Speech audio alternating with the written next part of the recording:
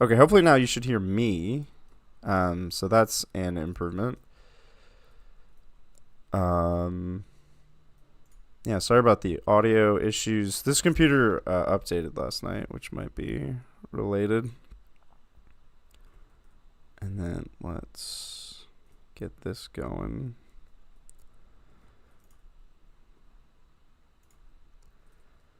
Ooh,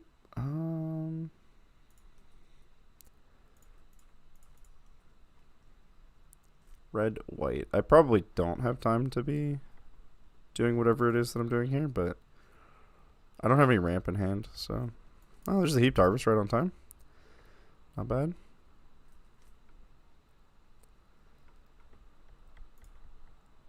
Okay. Not the worst. Ardenvale Knight.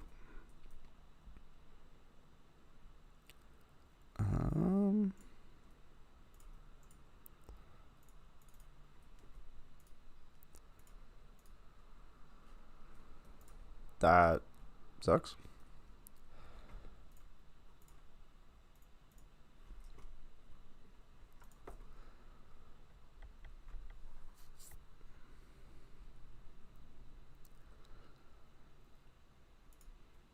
Taking some damage here.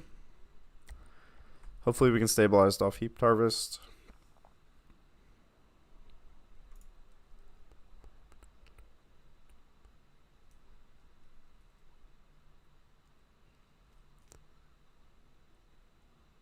Yeah, Get Lost doesn't hit artifacts, so we're just going to cast Heaped Harvest.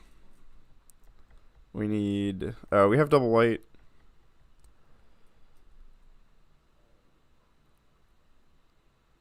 I think we're just going to get...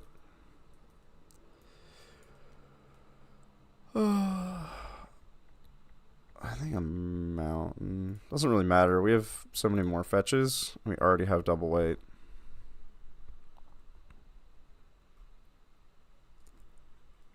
Trying to fix this audio issue.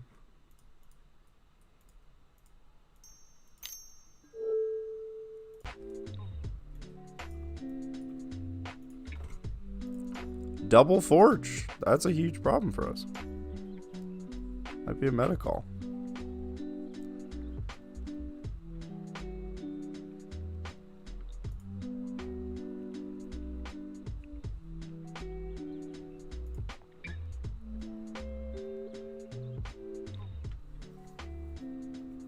Yeah, I did a brief, apparently terrible and muted intro. I thought today's game... Oh, I don't even know what to do with this turn. I think we're holding up Get Lost. Hold out till herd migration. Yeah, crack this, Get Lost. I thought today's game was at noon, and then I realized I was going to bed last night at like 1:30 a.m. And someone had posted in the Discord for this event that it started at 9 a.m. Pacific, and I was like, wait, what? Wait, I'm not ready. So I'm catching up.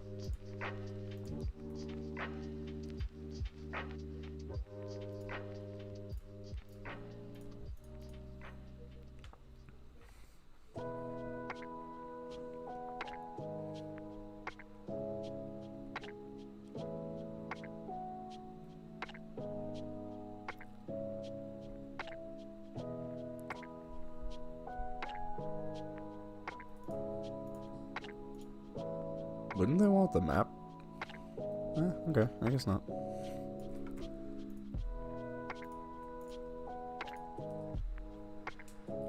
Yeah, something else I went over in the intro that was entirely muted is this is a 4 prizes tournament, so please no play advice. I'll mostly just not look at chat. You guys can talk amongst yourselves, but please no play advice. Thank you all. That's something we've been instructed to tell people. Because this is like a real thing. Okay, let's get our colors. Let's get black and blue. Now we have domain. We can cast herd migration. Things are going alright. I would like a way to remove one of these forges at least, but... Okay, there we go. There's a forge down.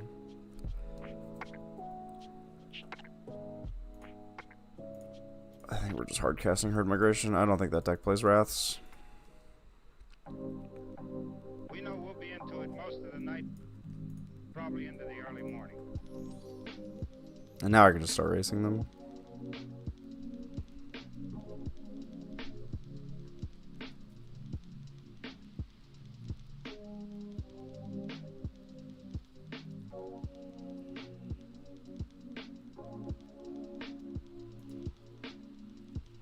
So some of the changes that Sam and I made to this deck in testing, we switched over to more of a base blue version of the deck. So we switched off of the double black sweeper, the collect evidence sweeper, which there was a lot of debate about. I think those builds have merits. But this build is a lot less strenuous on the mana base. Oh. This is the tokens deck, but splashing red for Urbrusque Forge. I like that. Make a copy of... Sure, a copy of Knight. So this is more of a white and blue version of Domain. And then we took out all the caverns, because we don't really think people are playing counter magic. We haven't run into a ton of counter magic in our testing, and put in some fountain ports, because fountain ports are just good. How much damage do I want to take here? I have no more life gain in hand, and I do have sweepers in hand, so I think I'm blocking everything here. They do have open mana. They could do something fancy, but just trying to stabilize. They're trying to get card draw.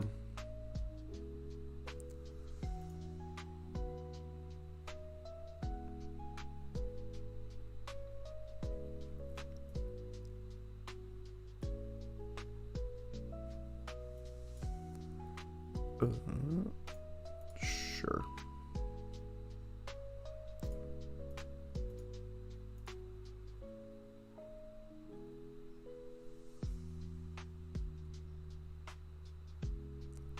Not a great draw, but it can set up my next draw off Leyline Binding. Also doesn't help me stabilize.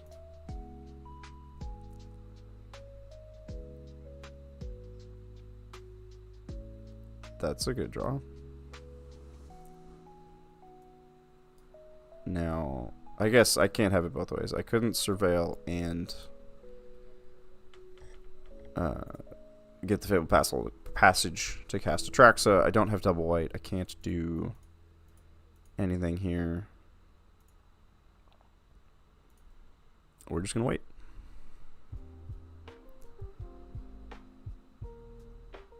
This is an open decklist event, so I should have known going into this matchup what I was playing against, but things have been a bit frantic this morning.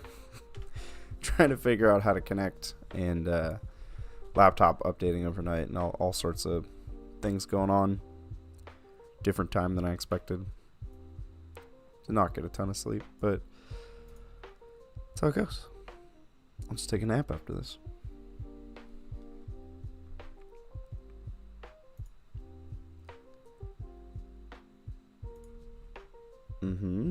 So now we have level 3 Caretaker's Talent,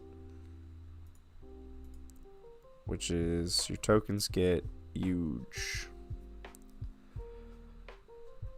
Yeah.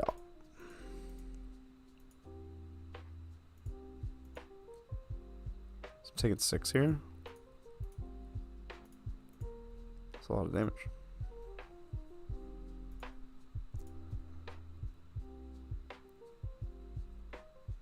I have to activate Fountain Port on end step to get a treasure to help me not die next turn.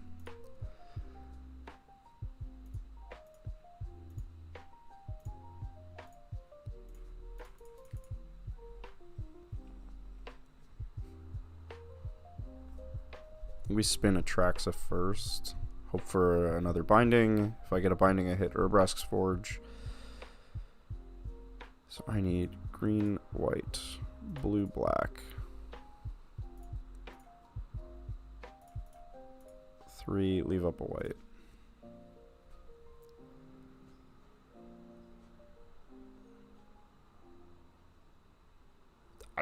Okay, look, we take those.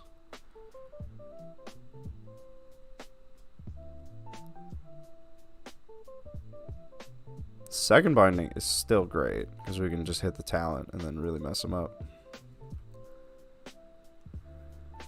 Okay.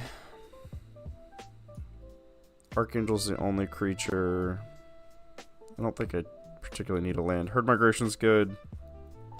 I, in theory, only have 4 cards in hand right now because I'm going to play a land and cast Leyline Binding. In which case, another land isn't bad. Oh, Leyline Binding's going to draw me a card. Okay. I'll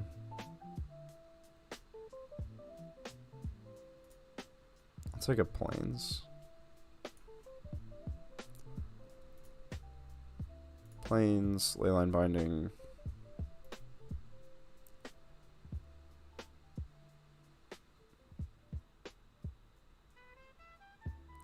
So I'm effectively at 12 right now. If I take the Forge...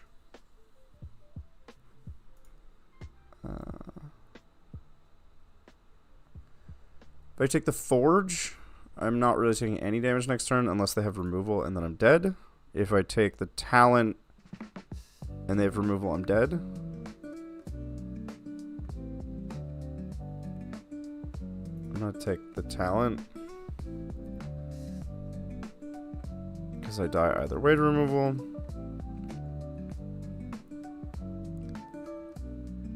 I can gain 3 life to 8, which is still lethal here, and would have been lethal the other way. Okay, great. Would have loved 1 more mana.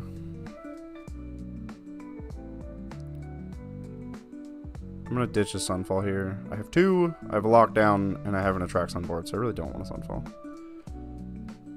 Yeah, I'm done. Okay, game 2. That was a game with a lot to think about. Throwbacks are good. It's a decent body that destroys all of their enchantments. They have so many and artifacts. Tidebinders turn off the Forge forever. Well, as long as they're around, which is quite good. So that's 5 cards in. I think Sunfall is actually very slow in this matchup. Would have liked to drop Beza that game. Nissas are good. Lockdowns are good. Archangels are genuinely pretty slow. I think these should come out. And 1 more Sunfall, probably. I guess my spot removal not hitting the Forge. No, but it hits all their enchantments. That's pretty good. All Sunfall out.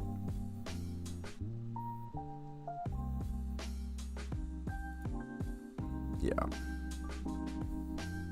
And I'm essentially playing this round just closed deck list. I just, it's just how I roll. It's how we play games. Closed deck list.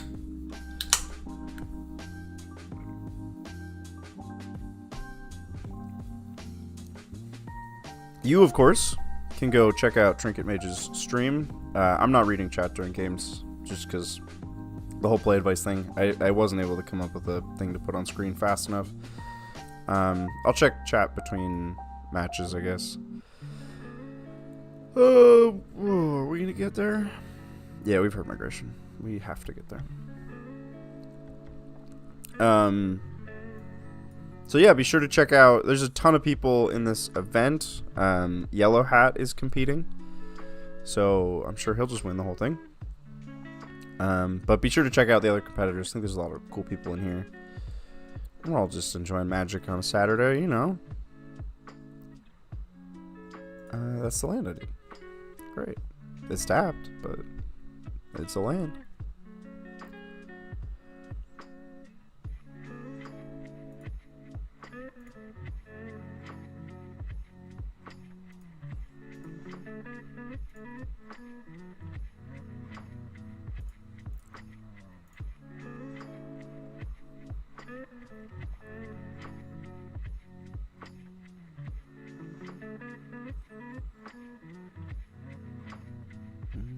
I think I want to get a plains here to have double white for lockdown. That's fine. Carrot cake is not amazing in this matchup, in my opinion.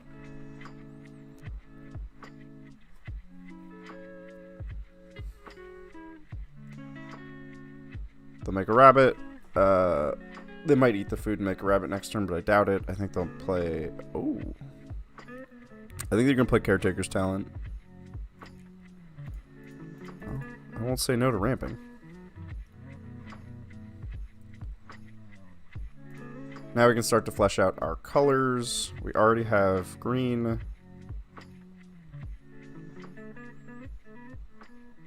I don't really have any considerations here. Oh, I should have gotten blue for Tidebinder, but I have Fabled Passage, so none of it matters. So many options with this deck. I think that's one of the cool things about playing this deck, is there's so many decision points. You really get to express your abilities as a Magic player. You're essentially playing like a modern deck in Standard. Like, you're playing all these fetches and cantrips. Lightning Helix, that's a move. Guess it's just up top as a finisher. It's not going to kill any creature in this. I guess it kills a single beast for herd migration. I don't know, that's a strange inclusion to me. Okay, opponent is not doing anything. 1, 2, 3, 4, 5. I'll go to 6, 7 on the next turn, so I think that's fine. Oh, my game's chugging. What's going on? Is this an internet problem? No, okay. Tiebinder is a good card. We'll leave that on top. We will crack Harvest. Oh, I can't crack Harvest and keep the Tiebinder. That's fine. I still want it in my deck. It's a good card. Eat Carrot Cake, sure. We can crack Harvest and cast Get Lost this turn. Opponent appears to have a very slow hand. Or reactive hand, maybe? I'm not sure. Just not doing anything. At this rate, I will cast an Atraxa while they just have rabbits. Forge is good. Forge is a strong card. I have no interest in Get Losting anything on this board. Just gonna crack my food. Get a blue to fill out my colors. All I'm missing is black for Atraxa. I have a Fabled Passage.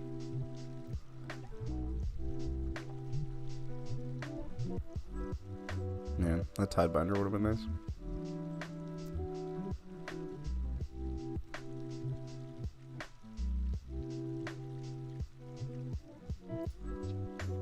Not much better to be doing than casting Atraxa. I'm sure they have removal. They have plenty of cards in hand and haven't really done anything all game. But this will at least reload me. Probably get a binding for Forge. In all likelihood.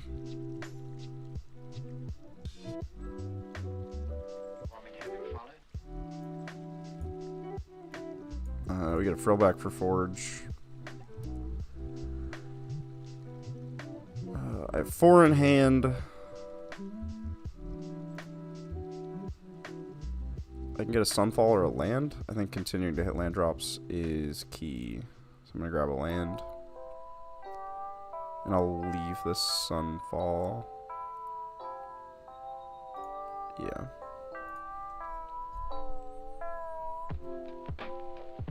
I don't even necessarily want Sunfall with Atraxa in play. I think they're likely to get rid of it.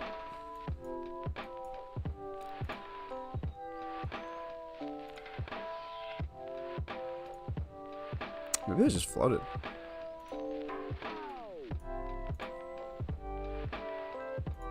Sunfall of their own. Okay.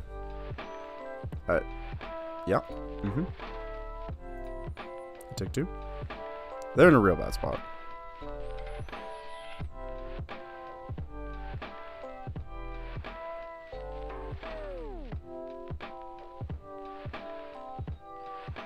They have no tempo engine. Wait, do I have to right-click this? No. Okay. Like I was saying, they have no tempo engine, and I'm gonna pop off. I'm sort of in the process of popping off. I would like to destroy an artifact and gain life. Still have Get Lost. Had to use all my greens. I couldn't cast Beanstalk. That was a consideration, though, rather than gaining life. If they animate, I'll just trade. The Frillback's job is done. And then, left to my own devices, I'll cast Red Migration next turn.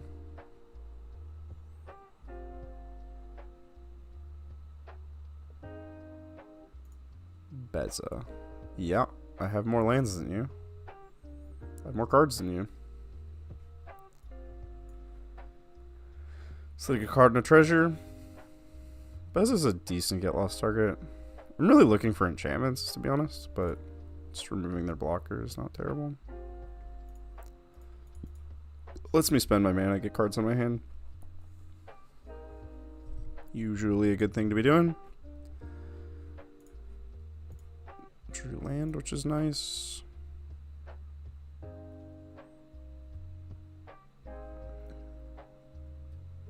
I can herd migration, which just sounds lovely this time of year.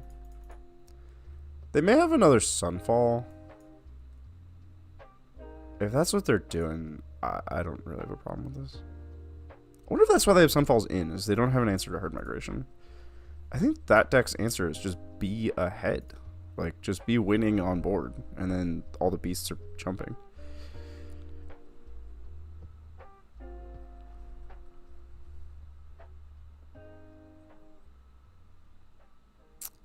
Yep. It's gonna be a long game.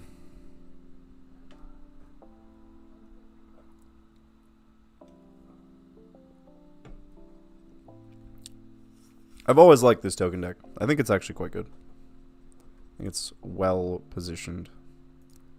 If that's what you're doing with your turn, you're in trouble.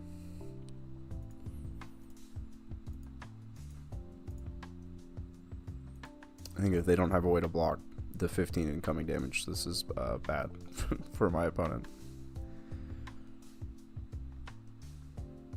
My own Beza here is not great. It activates none. Well, I guess I gain life, but it essentially activates none of the modes of Beza because I'm ahead on cards and creatures and lands. There's a talent.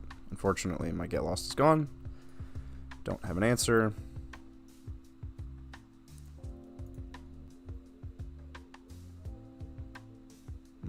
That's an answer.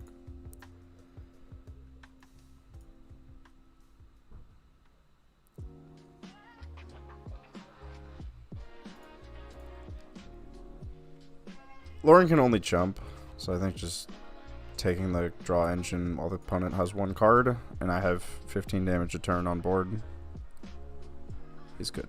This is good. Continue to ramp.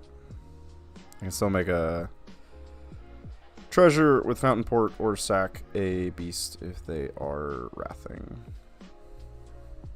We're in a good spot. No reason to cast Beza.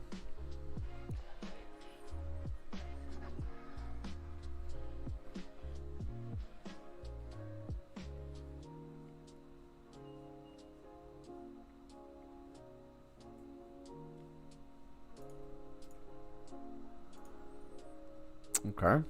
Virtue of loyalty.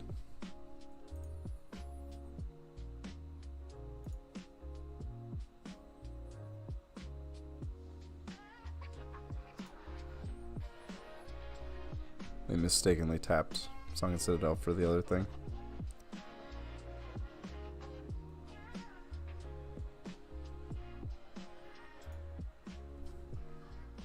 I take 2. 19. Each of their creatures can now trade. They're still taking 9 in that scenario.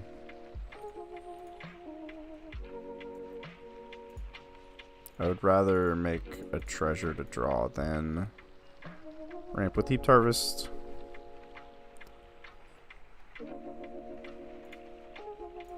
Okay. Any removal wins the game.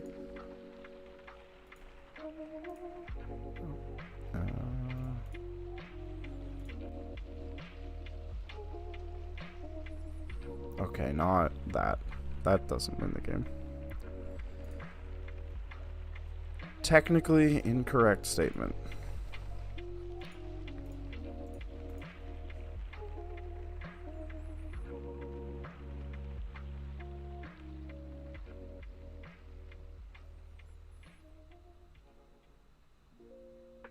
They're priced into blocking and have no mana. So they will take 9 and go to 2. I cast a Bez as just a pressure. I think they're thinking about whether to give me a card so that they get a card. They decided not to? Okay. Beza. Just another body. Do none of the things.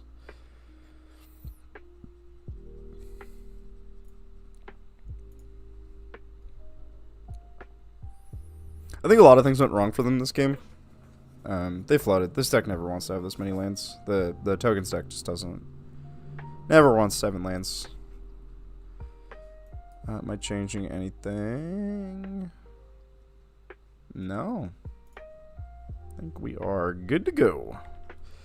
Now, if my opponent is also accidentally treating this like a closed decklist event, then they might be surprised to see a Tidebinder.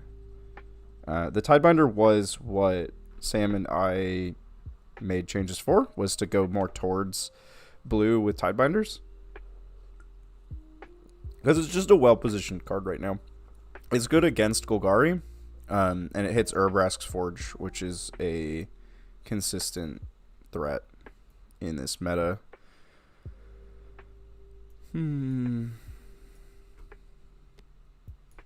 This is keepable. I'll get green. I have a plains, second land to fetch off Herd Migration if absolutely necessary. And then I'm at 3 for Heaped Harvest. And we're off to the races. This is a good hand. It's fine. This is a fine hand. A third land instead of a Sunfall would be nice.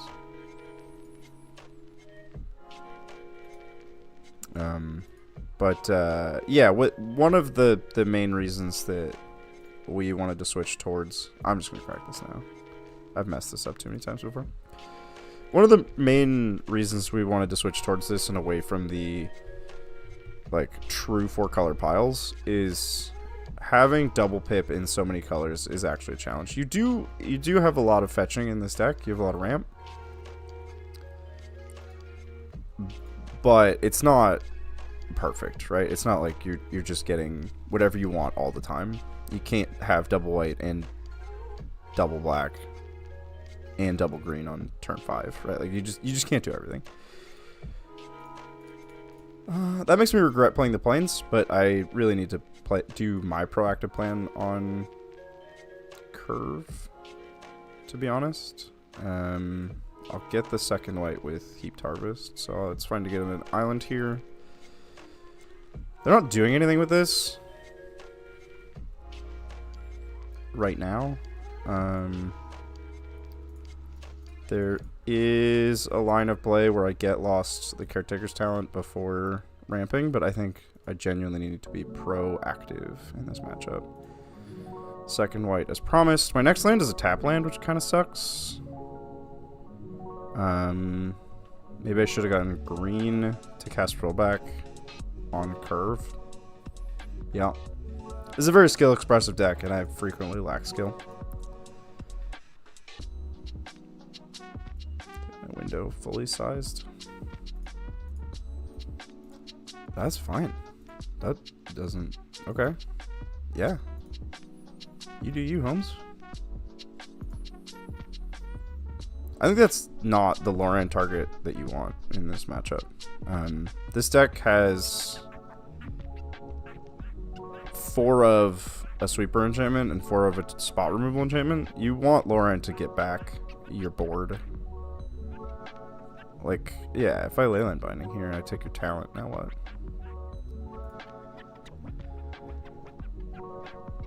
It'll cost 3. It's not a land, but it's kind of a land. It's kind of 2 lands, if you think abstractly enough about that. 2, 4, 5. I can frill back next turn. I'm just gonna do this now. This is a cast trigger. Ugh. No, this is an ETB. Okay, so I can get lost in response to whatever they're doing. If they cast a Forge, which is what I'm expecting them to do, I can just Binding the Forge before it makes a token. Which would require a stop in their main. Before we go to combat. Okay, they're not doing anything. It's fine by me.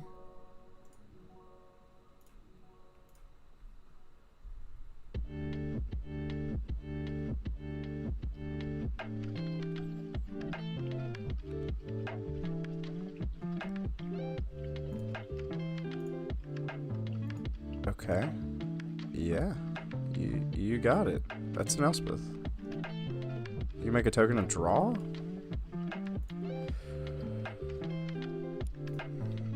I can't let you keep all of these things.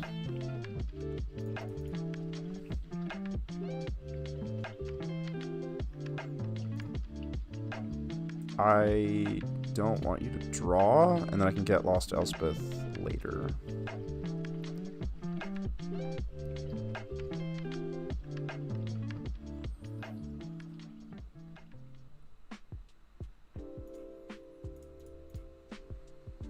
Still have Get Lost up to remove Elspeth. Let us get another color. Black is needed for Atraxa. Farther along domain. You can't have a Planeswalker. That's just not okay. So we'll give you maps. You can do map things.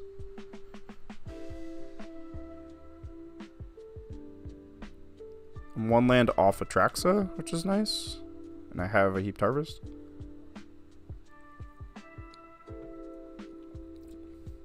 I think this matchup is about attrition.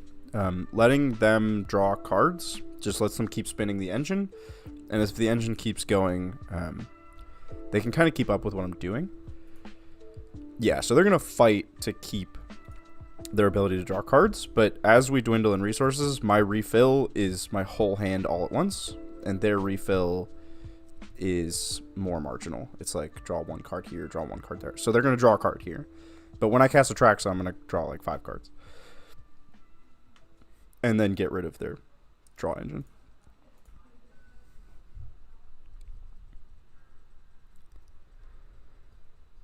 Exploring with the lifelink. White Sun's Twilight. Let's say hypothetically, I've never seen this card played. Gain X life, make that many Phyrexian Mites. If 5 or more, destroy all other creatures. That's cool. I don't think you're ever going to have 7 mana, but it gains you life and it makes creatures, so it's not bad. If you have a Virtue out, that's quite strong.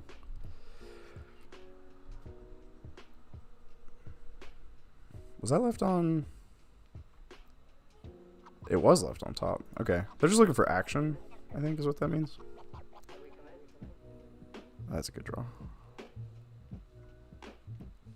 It's not a land, but let's say I have 4 mana to play with this turn. Because I need to crack Heaped Harvest for next turn. This is good. I will destroy the talent.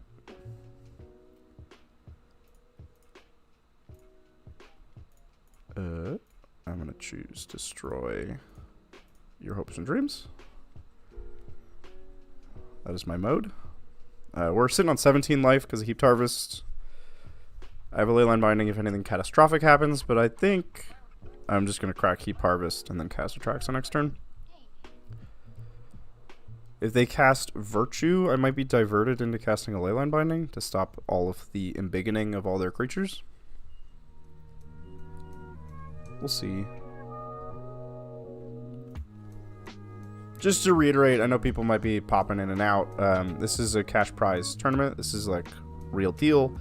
So I haven't been reading chat during the match. No play advice is what we've been told, but I have no meaningful way to enforce that, so I'm just not reading chat. I'm sorry. I'll read between games. I'm sorry. I'm a bad content creator. And I've served you poorly. Forge. I will take the 1. And the 6. I'll take the 7.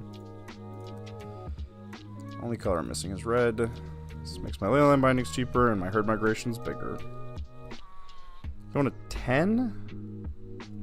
They have 1 card left. It could be removal. And if it is removal, am I dead from casting Atraxa? Probably. Maybe it's better just to Sunfall Leyline Binding and then giggle a little bit. It's a treat.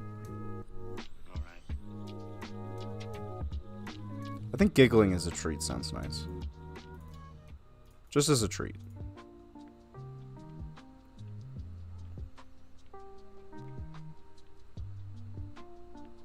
Great.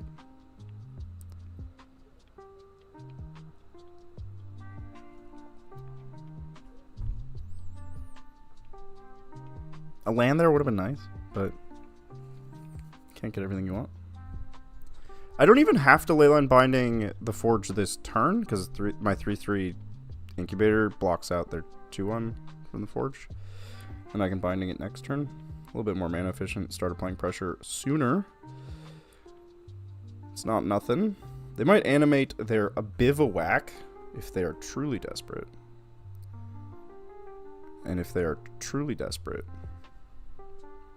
that's quite bad for them.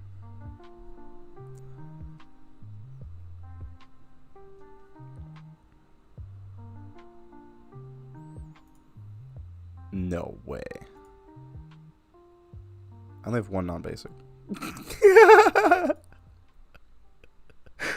Sorry, that's just funny.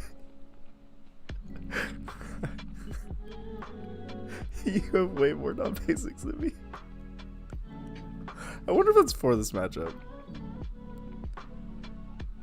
Another Link's on top. Well, hey, if you want to pay 5 mana to deal me 1... Oh, 4 mana to deal me 1 damage again. I can and will take that damage.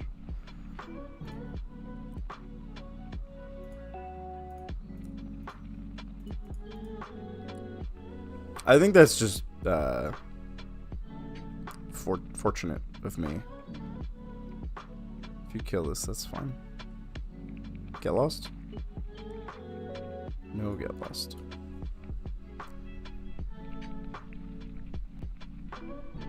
That's so funny that my 5-color deck had 1 non-basic on like turn 8 or 9 or something. Okay, Atraxa is a real good play. Life can't be gained, damage can't be prevented. Those are real lines of text. I have a better line than Atraxa. It's probably Herd Migration. 2, 4, 6, 7. You have another Link's coming, and these for some reason aren't legendary. They emit from their mouths. It's more powerful than anything yet known to man. Could cast Bigness though. Bigness is big. Chump the Lynx. Lynx isn't lethal if they have removal. I only have 2 green. I can't cast Bignessa. Bignessa is not big. Beanstalk Binding is like a comfort play.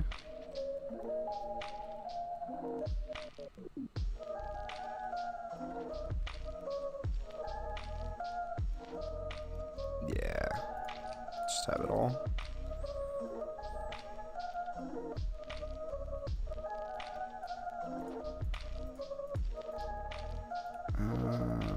think I played land this turn. And I know the top card of their deck is another Lynx. Gotta get out of here, get some fresh air. And go up to 12 in an emergency. Alright, I think we have them locked out. I think we just got there.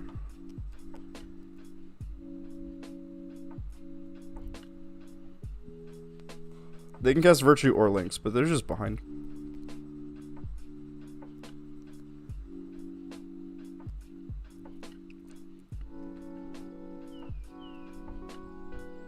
Or their mystery card. They have a mystery card in hand.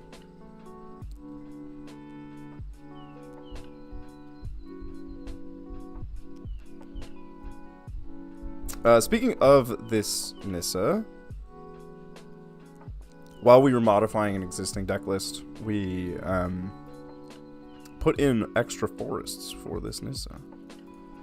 It's a planeswalker. Would you like to make a token?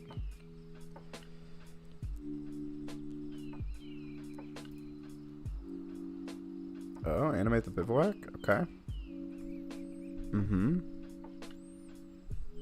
Oh, and then you pump the bivouac? Is that the plan? No, you make a lifelink token. Okay. Thought we were pumping the bivouac. That would have been a cool play. You're pushing damage this turn. Why are you not mapping the bivouac? What's going on here? Guess you think I might have removal for the bivouac? Spare herd migration. Just get the life in the land. Get the life from the loam. I need more green for Nissa.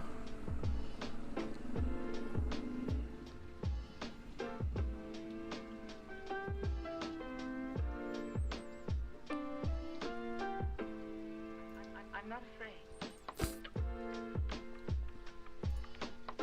Attack Elspeth. Try to keep her off her ult. No blocks. That's odd. Strange. I can do a pretty big Nissa. Make a 6/6. Or just cast a Traxa. I would like to cast a Traxa.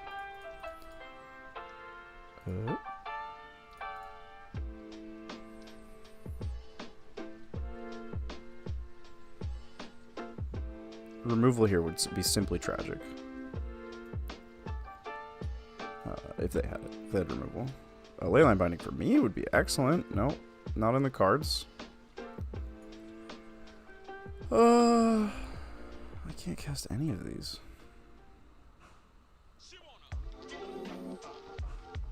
I have 5 already in hand. This is a lot of life. 4 life is not a joke. I think I'm going to take Fountain Port and just ditch this temporary lockdown. Having untapped land is a lot better. Yeah. Okay.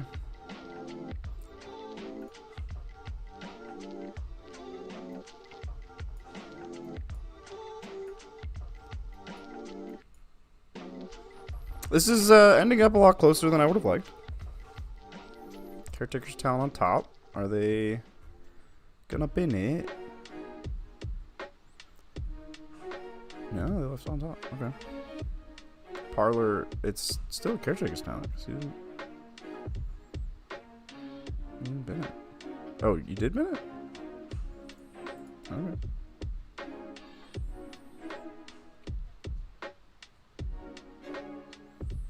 What does this card even do?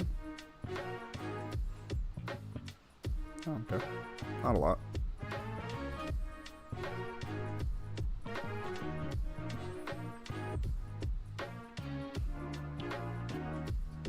So now we're in the part of the game where we have to think about how we could possibly lose.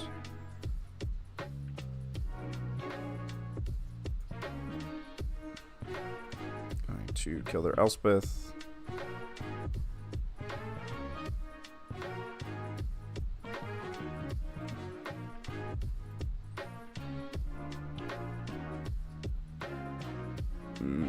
I actually don't need the untapped land this turn.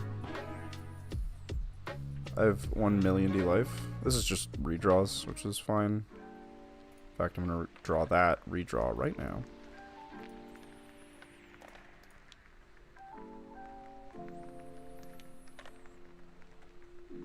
We were riding in this Sunfall would be an owie, but I have a get lost to deal with.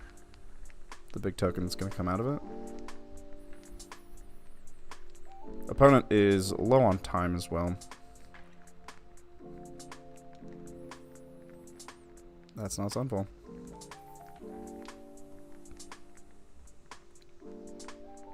So I have 7 in the air and 18 on the ground. They're going to gain 6. I think they're dead on board. I think they are Dobbs.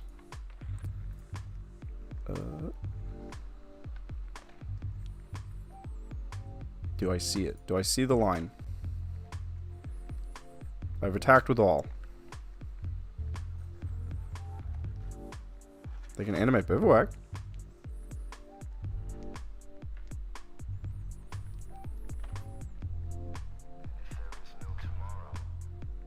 Alright, we've won a match.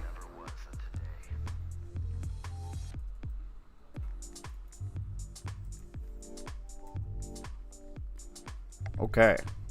Time to go back to just my face, and I can read chat. Oh, look at all this chat. Oh, why am I...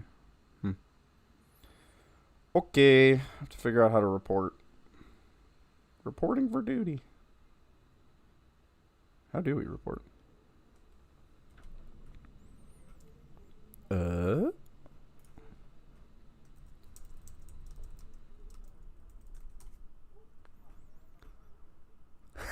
My opponent asked me the exact same thing.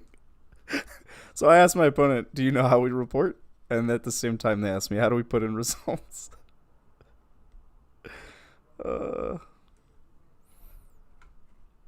Let's see if other people in the Discord know.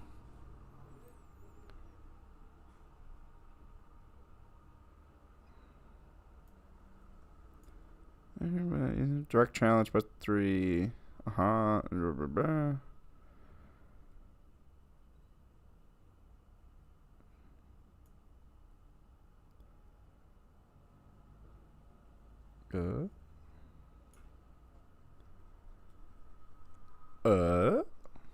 Don't mind me, I'm just scrolling through a Discord that has a million messages in it. Oh, pairing results. Okay, so we have a thread here. Oh, look at this fancy danciness. Okay.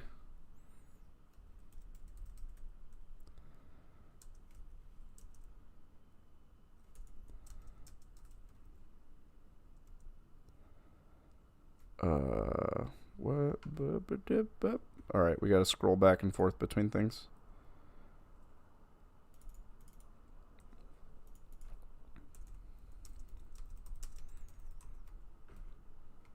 Okay, alright. We can report our results. We're working on it. We're getting there.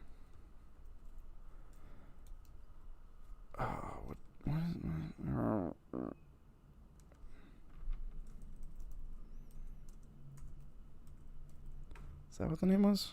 Oh, jeez. I'm still not interacting with chat. I'm the worst.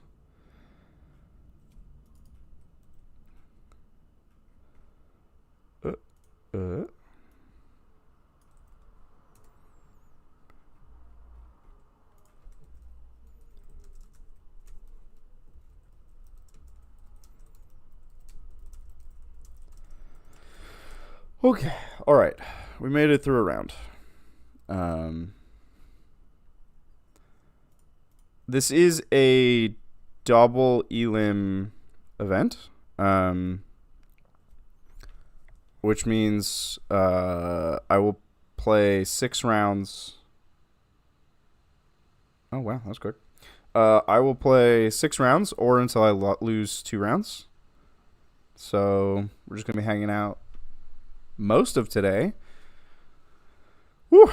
There are cash prizes. There's a $5,000 prize pool, which is pretty cool. And it's not like a, because it's double elim, it's not like a Swiss bracket necessarily. Like, I will play other people who have won, but there isn't necessarily one undefeated person at the end. There's up to 64 players, so 6 rounds would definitely have one person undefeated. Well, there you go. We did the math. Double check my math. Anyway, how's everybody doing? Hey T, what's up, Willow? We got Nick Denty and Corralin. That's what I'm going with. Hope y'all are having a lovely Saturday. We escaped the clutches of Caretaker's Talent .deck. Fortunately for us, they only cast Caretaker's Talent a few times. And we survived. I like how this event is run through Discord. And everyone... What's up, Magnus? Everyone in the event is streaming, so all their Discords are set to streamer mode, and nobody's getting any of the notifications. So it's just everybody asking questions that have already been answered in a, like, at all. You don't like the Caretaker's Talent deck, Nick? I think that deck is lovely. I think it is probably too fair for what you could be doing these days. But I think it's a lovely deck. I think it is doing powerful things. It's just too fair. Like, what does it do? It draws a lot of cards and makes a lot of dinky tokens that you then pay 1 billion mana to make large. But all of your ways to make the tokens large, they just nuke them from orbit, because enchantments are the hot thing to be removing these days. Yeah, Gruul aggro is, I would say, exceptionally good in that matchup. They do run some get losts, but they just don't have enough spot removal for Gruul aggro.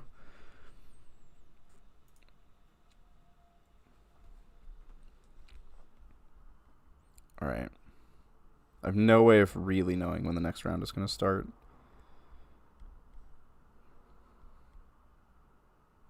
I was on table 4 for those who are curious. There are no tables, but table 4 is where we were at.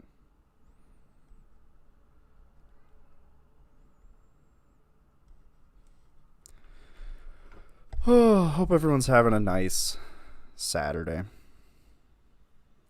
I'm having a good Saturday. Looking forward to going back to sleep. That's going to be nice.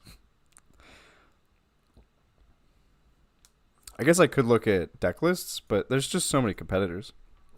I wouldn't know which deck list to look at, to be honest. And I'm not sure I can just show deck lists to viewers. I guess you guys could just go watch the other competitors. So in theory, you should know the deck lists. In practice, I should have the deck lists in the description of this game, of this stream. Let's add that. That's something we can do right now. Let's add the deck list. Whoop. Edit. Deck list. Save. All right. And then the other thing I can do, we'll do it live. We're gonna go to this gameplay screen. We're gonna add. Oh, there's no music in that scene. Text. No play advice. No play advice. All right. Let's choose a color. Go with red. Cool. Can I make it like spin? Like a ticker? Like a... No, I can't make it spin. That's unfortunate. Yeah. All right. It's huge. It's probably too large. It's a little aggressive. All right. Font. How do I...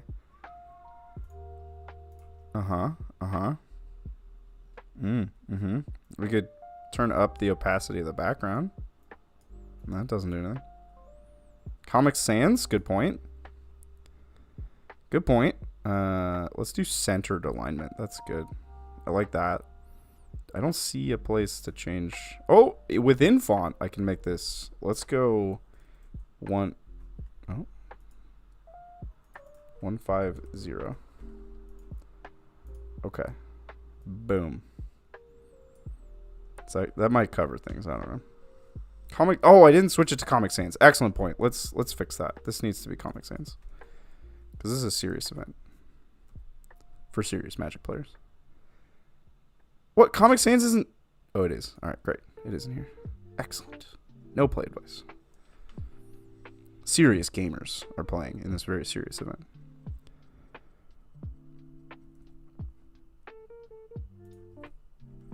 Lovely.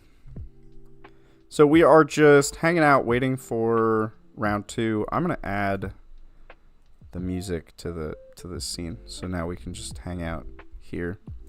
Oh! My win count as play advice. That's a good point. No play advice. Currently 1-0. Great. This is the quality of content that people tune in for, is Comic Sans pasted over the top of gameplay. Love it. Love it. We are 1-0. It's a 6-round event. We're waiting on round 2. People are finishing up their games. But I won't play all 6 rounds if I lose 2 times. If I lose 2 times, I'm out. They kick me to the curb. And then I go get lunch. Maybe take a nap. And then maybe go climbing. Ooh, I'm going to go climbing later today. 3 days in a row. A little risky.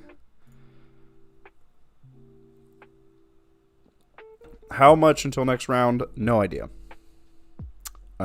If things were all running smoothly, the next round would have already started. Because it's now 10. Yep, it's 10. And we started at 9. And your match timer is supposed to be 25 minutes for each player. So all the matches should be over. But people are submitting their results. There's a lot of general confusion. So we're just, just waiting on next round. This will be indoor climbing today. And yesterday and tomorrow. I haven't planned another outdoor trip. Outdoor climbing was harrowing. That really was more than I was ready for, to be honest. Like, I got through it. I did like a 5.9 plus. But it was embarrassing. It was rough. That's fair, Nick. Climbing is spooky. There's a lot of ways to hurt yourself. We just had first Friday of the month at our local gym. And first Friday is when guest passes are free. You just can guest in as many people as you want. So there's always a bunch of people in rental shoes. And there's always a bunch of people hurt. Because respecting gravity is hard. Gravity is a powerful force in this world. It can really hurt you. Oh, no, Windows needs to not have this feature where dragging a window and shaking your mouse just makes everything go away. It's a bad feature. IMO. Yeah, 9.8 meters per second squared of pure pain. A lot of hurt. A lot of twisted ankles and knees and people falling wrong.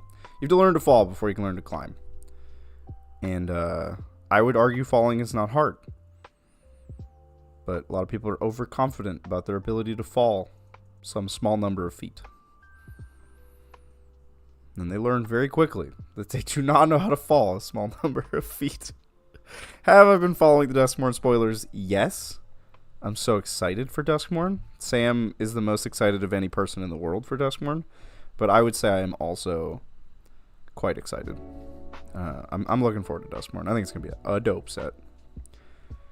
There's a few art pieces. I know there's been a lot of controversy, let's say, surrounding the like 80s aesthetic. That doesn't bother me at all. Like, you put a TV, like a black and white TV on a Magic card, cool. I'm so far past that. I don't care at all. But the art aesthetic, some of the cards just look like people. Like, just they photographed a human. I'm not about that. That's where I draw the line. Look, you can have your trainers. You can have Ghostbusters ray guns and stuff. You can have a black and white TV. I don't care about any of that. But the minute you start putting like weird Uncanny Valley realistic art on the cards, I'm out. I'm just not. Look, I'm not here for that. Adrian and I had a very long discussion / argument about the art representing the critters, the little furry animals in Bloomborough, and how some of them were very realistic art.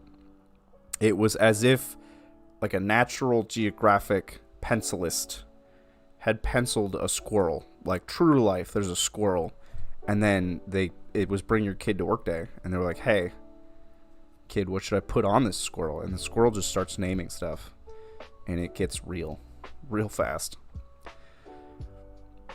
That's my opinion of some of the Bloomborough art. Because I had noticed that a lot of these furry critters in Bloomborough, I had never cared. Like Chatterfang. Like, oh, cool, it's like a squirrel general. Like, great. That didn't bother me at all. And then a lot of the Bloomborough cards, the art just really, I was not a fan. And I saw, the one that set me off is the squirrel that's like, it's stirring a pot of presumably squirrel. It's a black creature. I think it's like 1 in a black. Just messed me up, man. I did not like it. Yeah, the cards in Dustmortar are dope. It's gonna change like all the formats, every format. It's gonna change everything. The ley lines look cool. There's a new turn 2 lethal combo. If you have the nut draw with a red ley line in play, the ley line that copies your spells that targets your own stuff. You Heartfire Hero on 1 with a ley line out, and then on 2 you cast 2 pump spells on it, and one of them flings. And that's just the game. It's hilarious. The biggest mouse in the world punches them. What was game 1? Sorry, Sam, I messaged you at 1:30 a.m. last night as I was going to bed and found out that 9 a.m. was when the match started. It was against Caretaker's Talent.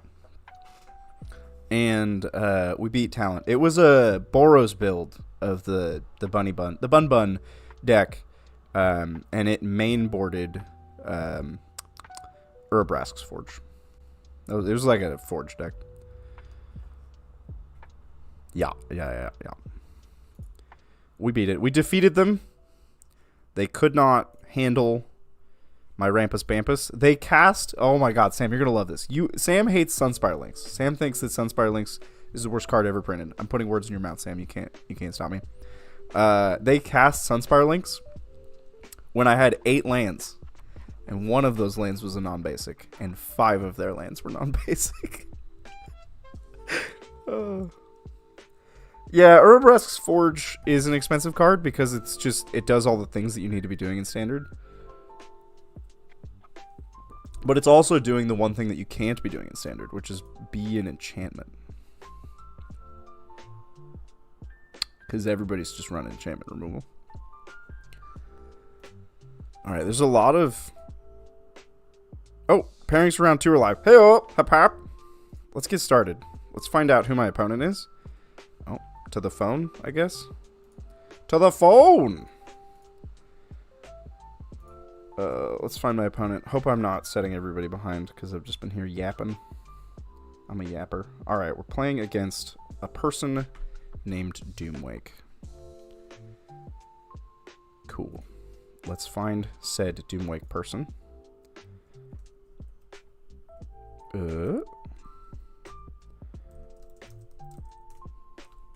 Alright, I will click their name. Oh!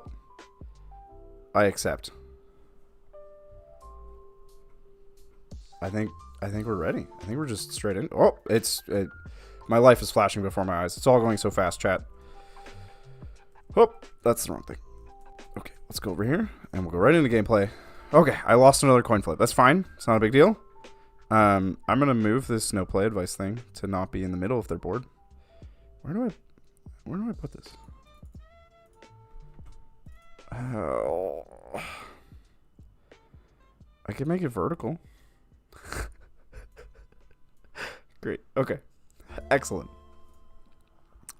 This is quality content right here. Please no play advice.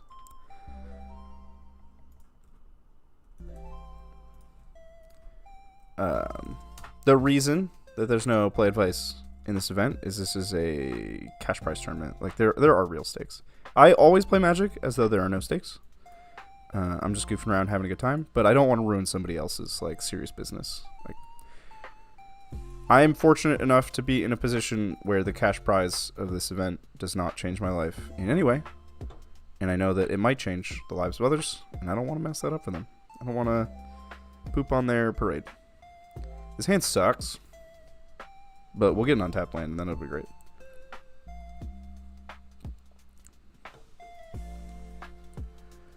Basic swamp. Lovely choice of swamp. I'm here for it.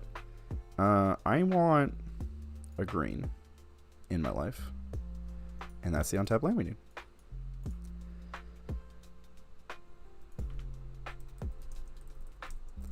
Tell my opponent, great choice of swamp. Love the swamp.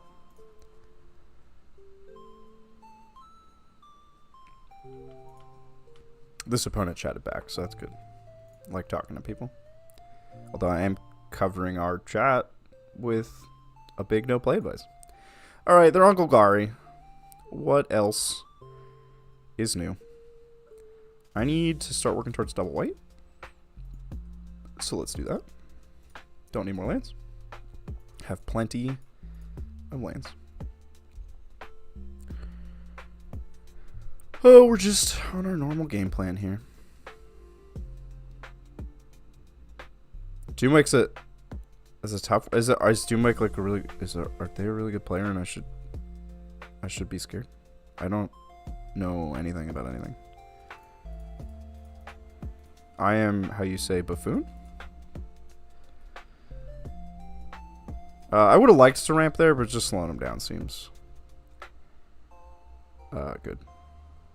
No way. All right, Sam, hold on to your butt, because we are going to be boarding in a Baloth. Hope you're holding on to your butt. Okay. This is another color. Ditch a Portico.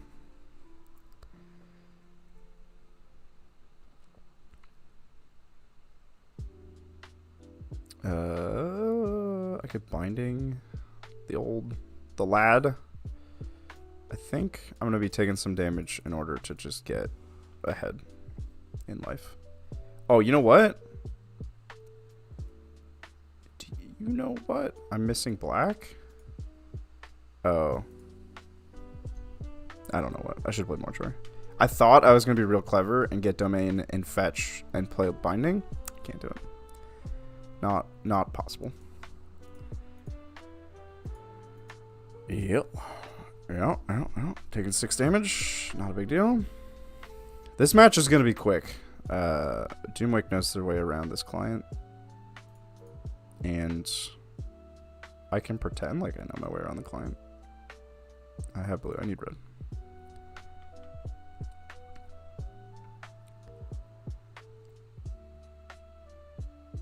I have double white. I could fire off one Archangel. Cast with, I don't know, a red kicker. And then I'll trade with the investigator. If I'm permitted. Sure.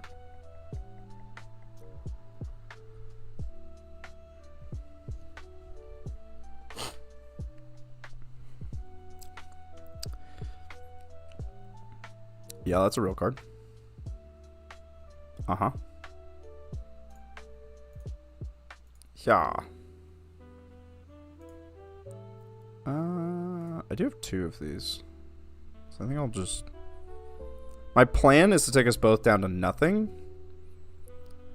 And then I'll reload with a Traxa.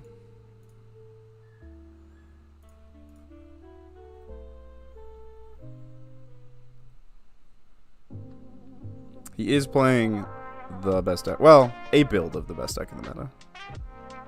But it's a deck that everybody's teched against, so I don't know if it's still the best deck anymore. The deck I'm on might be the premier deck of the format. I need more white, I think.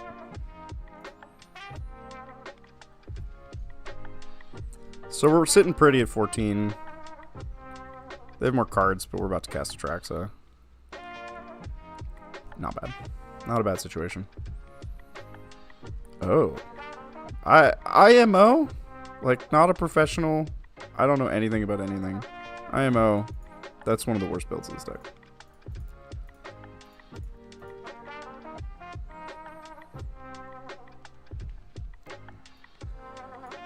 Okay. Binding land. Let's take a tap land. Just for the value. No. Herd migration. Herd migration. An Atraxa that only hits 3 is underwhelming and also lame.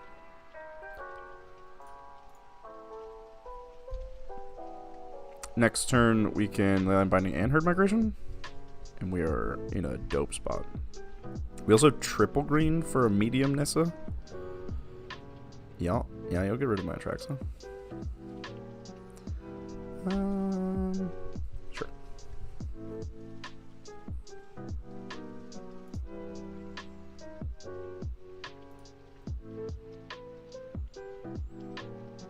I'm gonna hold off on the binding because this is a treasure. It's good. It's good all the time. Alright, binding. Yeah.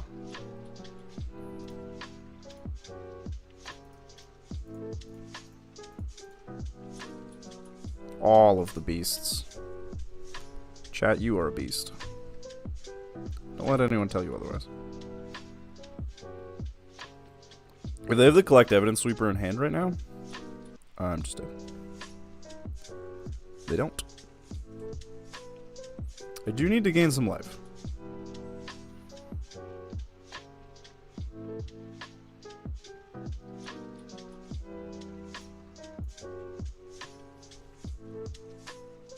That's a lot of damage.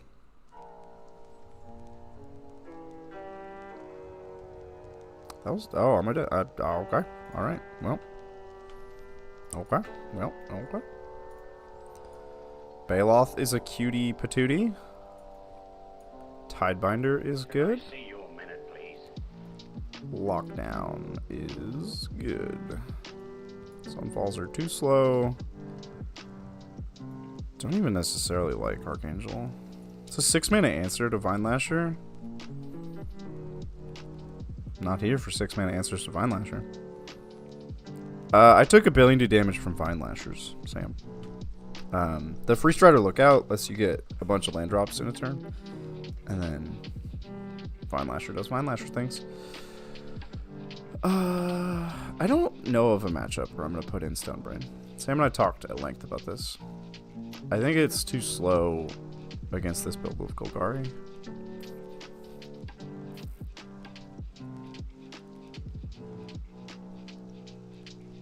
Yeah, I need misses.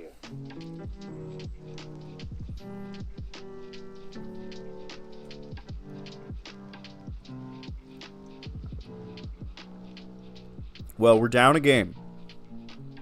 We might soon be down a match. There are some real sharks in the water at this event. Yellow Hat is here. Doom Wake is apparently a notorious moto grinder. I should know that. I should know that.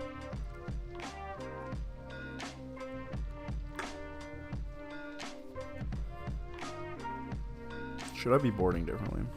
I have all this time to think about it.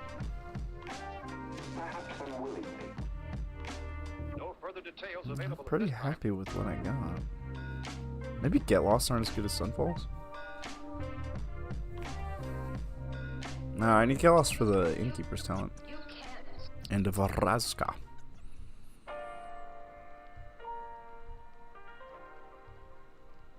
Yeah, we chillin'.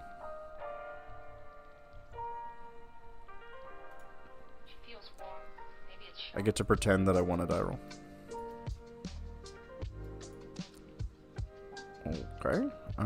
There's no ramp, but there is a Baloth, and I've always wanted to put a Baloth into play. It's been a dream of mine ever since I was a little kid. When my opponent makes me discard, I just put a Baloth into play instead. Yeah, you get lost. And now you'll never make me discard now! Come on! I just want to put a Baloth into play. No!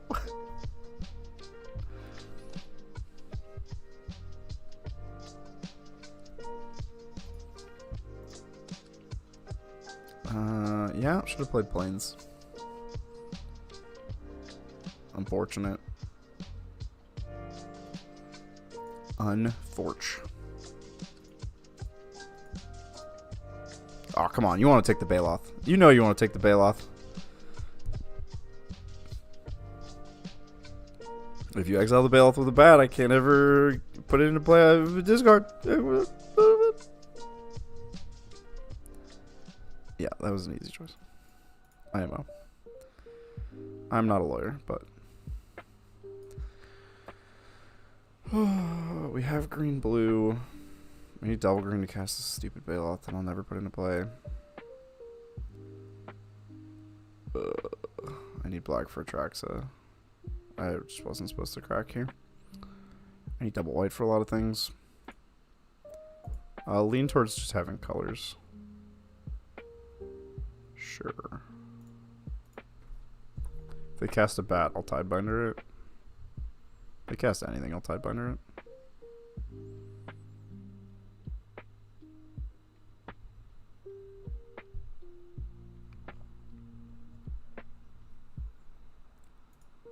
I can't Tidebinder that. I am riddled with sadness. Simply riddled with sadness. Why doesn't Baloth have reach? Look at that big lad. He deserves reach. I'd like to start a petition to give Baloth reach.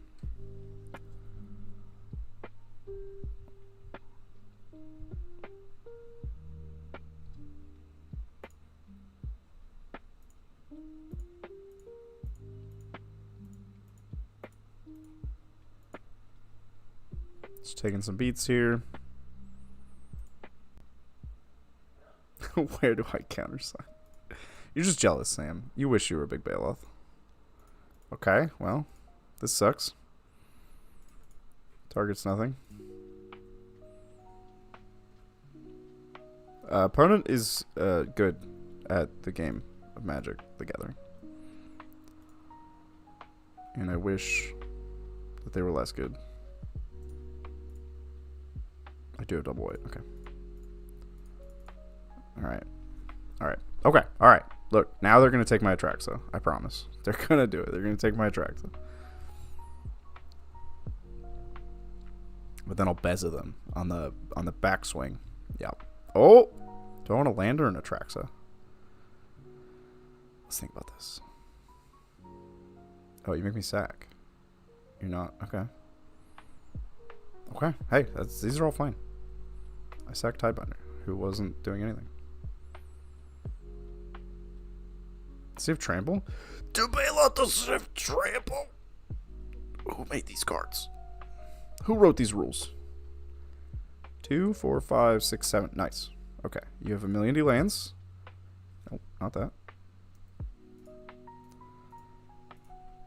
Beza.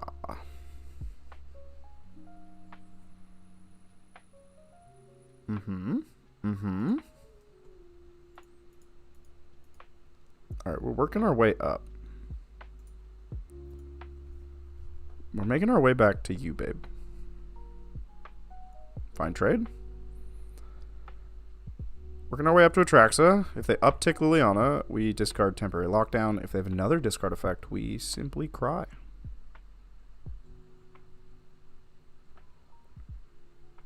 No problem.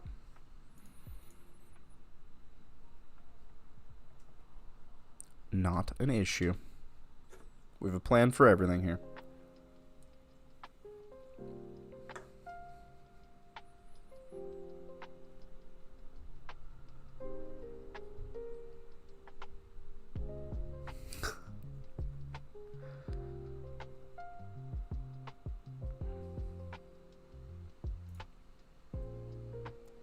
They discard a land? Blasphemous.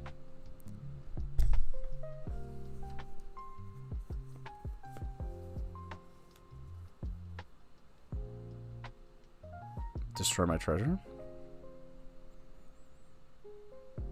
I respect this play.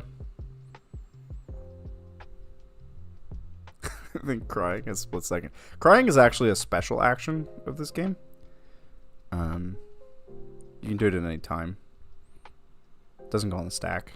You just cry. It's like concession. We have to codify this in the rules of Magic. A player may cry at any time for any reason. Woof. Woof. Would like to land, obviously. Did they just not swing with the bat? I think they did just not swing with the bat.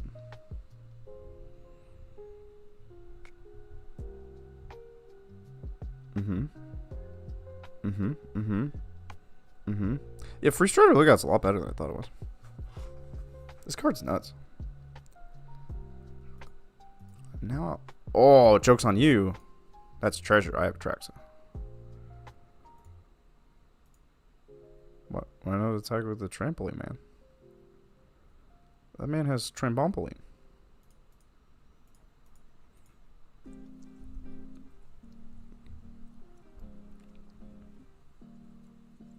Why does this Vraska have so much loyalty? What?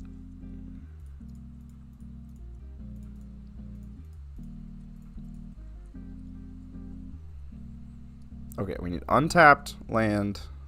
No, we're off it. We will take a binding.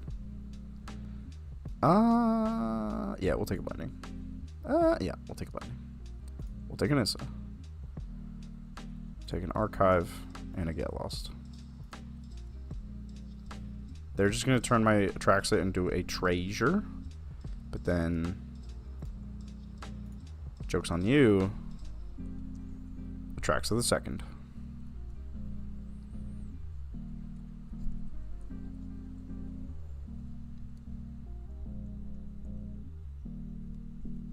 How do I have so much life? What happened?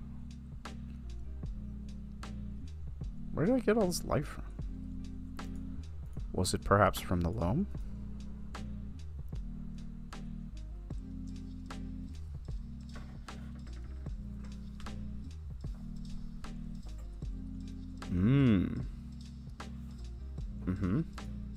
Vraska is a treasure. In fact. How many cards deep does this go? 5 cards. You just get a land onto the battlefield. That's wild. That card's real good. How bad? This is pretty bad. I only have 1 card left, though. If I just take a track so this game feels over. Well, that's a strong statement.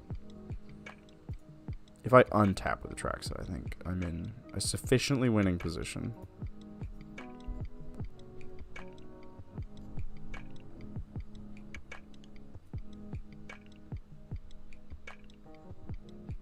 Oh, their last card was a land? No way. No way, dude.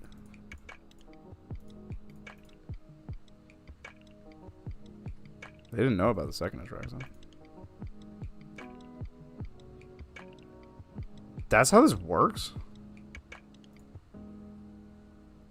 I would like to concede out of shame. There are still planes in my deck, so this is fine. This is the only creature. That's the only artifact. Only sorcery. Only planeswalker. My hand is huge! My hand is huge. That misplay nearly cost me the game. It might still cost me the game. Had no idea that my treasure was still named Atraxa and was legendary. I should have known that.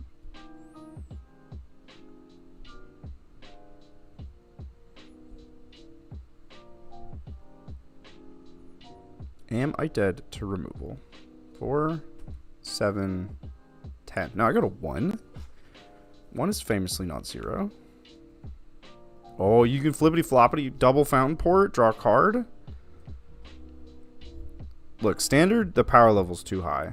If you have 2 copies of fountain port and you pay essentially 8 mana, you can draw a card. That's like Ring of Aladdin level. What's that tome? The Jozam tome? Is that the... There's an artifact from... Am I dead? I feel dead. There's an artifact from 1,000 years ago. It's like a 5 mana book. You can pay 5 mana and tap to draw a card. Oh, poopers. I am dead. You get back a Frasca. Dang, son! This Doomwake guy is pretty good. You get back a Frasca, you kill my Atraxa. You get a land. Yeah, I'm dead. Oh, GG's. He sees the line. I'm not gonna. Okay. Alright. Well, that was our first of 2 match losses. We're only allowed 2 match losses, and then we're out. So... Woof. I'm gonna go... do results. Round 2.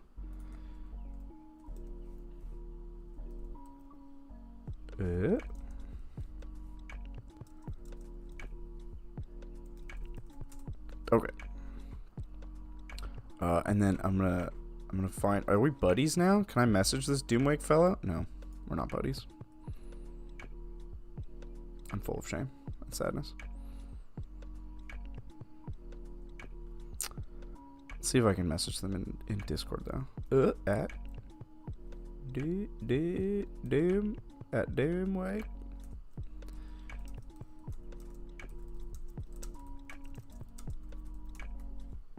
Alright, chat. We're going to be sitting around for quite some time now. We're going to be hanging out. We finished our match faster than most. There are 27 matches going on. And we were 8th to report. So there's another 19 matches still going. That math was wrong. Don't check my math. I haven't eaten today. I have the breakfast of champions, known as a Pop-Tart, or a packet of Pop-Tarts, to go along with Coke Zero, because I am essentially stapled to this desk until I lose another match. I know that a lot of people hate chewing, like the concept of chewing. Kind of wild to me, because you have to chew to not die. So I'm going to mute my mic and cover my mouth with this microphone. What's my favorite Pop-Tart flavor? Oh, great question. Okay. All right. Cookies and cream and the fudge are, I would say, the 2 best flavors. You can't have them forever. You have to alternate between them. And they both, the fudge in particular is like a mouth gummer. It's really going to gum up your mouth. You need something to wash it down, like not sponsored Coke Zero. Yeah. Not sponsored by any of these things. But boy, do I wish I were. If I could just have an infinite supply of Coke Zero, I'd be the happiest man alive. Is that a controversial take? That those are the 2 best flavors? I don't see how that could be controversial. I know a lot of people really like the fruit flavors of Pop-Tart. And I get it. I get it. They're delicious. Pop-Tarts are delicious. However, the chocolate flavors are disliked? How is that possible? No, bad flavors. Look, we can name some bad flavors of Pop-Tarts. Let's pull up. All right, we're gonna go Pop-Tart flavors. This is the content that you all came here for. All Pop-Tart flavors. We're gonna do a tier list here. Apple, cinnamon Apple Jacks, F tier. Terrible, awful. Frosted banana bread. Probably C tier. I've never had this. It sounds like it could be good, but could also be terrible. Chocolate chip pancake, D tier. Probably bad. These aren't Pop-Tarts. We're not grading this. Strawberry milkshake, I've had this. It's terrible. F tier. Real bad. Blueberry, classic, A tier. Boston cream donut, also surprisingly bad. Kind of like a D tier. Brown sugar cinnamon Pop-Tart classic. A plus tier. This is one of the best of the originals. Cherry Pop-Tart classic, A tier. Chocolate chip Pop-Tart, S tier. Very different from most other Pop-Tarts. Still S tier. Great Pop-Tart. Fudge, S tier. Frosted confetti cupcake. Wow, how many flavors are there? Frosted confetti cupcake. D. It's close to F, but it's D. Cookies and cream, S tier. Possibly the best Pop-Tart ever made. Frosted grape, B tier. It's like a sick imitation of blueberry. Hot fudge sundae. Really depends on your mood. It's not a good Pop-Tart, but sometimes it hits the spot. So we're going to go B tier. We haven't had many B tiers. Raspberry, classic, A tier. S'mores, classic, A plus tier. Also one of the best original Pop-Tarts. Strawberry again. What are we had blueberry. Okay, I guess this is our first time seeing strawberry. It's a classic. It's A tier. Wild berry, D tier. Very bad Pop-Tart. Snickerdoodle, D tier. Bad Pop-Tart. All unfrosted, F tier. Not even worth talking about. We don't do bites. And we don't even know what poppers are because we're a boomer. That's our tier list of Pop-Tarts. So base your purchasing habits off of that. Oh, you don't get the... Okay, alright. So you're Canadian, Nick. And you don't get all of the wacky flavors. You're not missing anything. The wacky flavors are some of the worst. Like, when they get creative, like the birthday cake thing. Where's birthday cake? It's awful. It's not even on here. Do they discontinue birthday cake because nobody eats it? It's so bad. You want wild berry? You want this thing? This is what you want, Nick? Why do they have this drop down? Wow, this is a well-rated Pop-Tart. People seem to like this. Well, they did years ago. How do I give this 1 star? Kanye's house was a sad experience.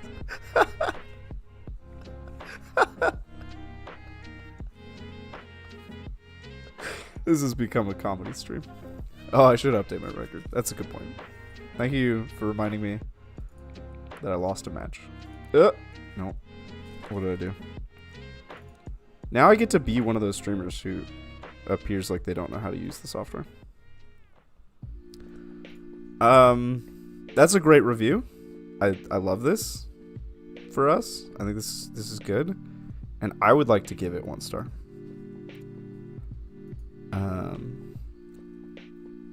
Poor imitation of original fruit flavors.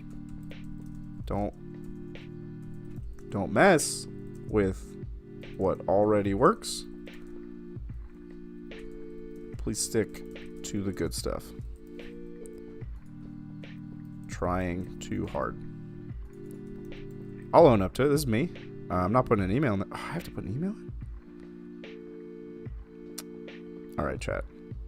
This is where you don't see it anymore. But I am submitting this review. Am I gonna get like advertising emails from Pop-Tarts? I probably am. It's fine. It's worth it. It's worth it. I have no images to submit. I'm gonna skip that. Where did I purchase? Where did I purchase these? I received a free sample and they were terrible. That's what I'm saying. And we are in California.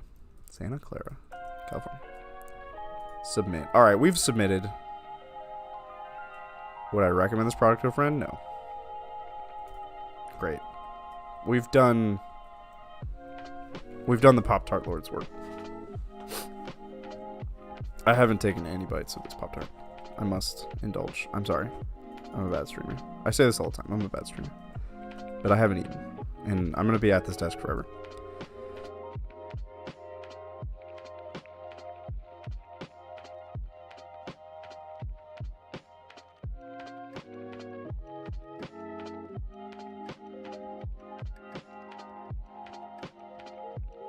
They should have just stuck with the originals. It's the s'mores Pop-Tart. It's so good.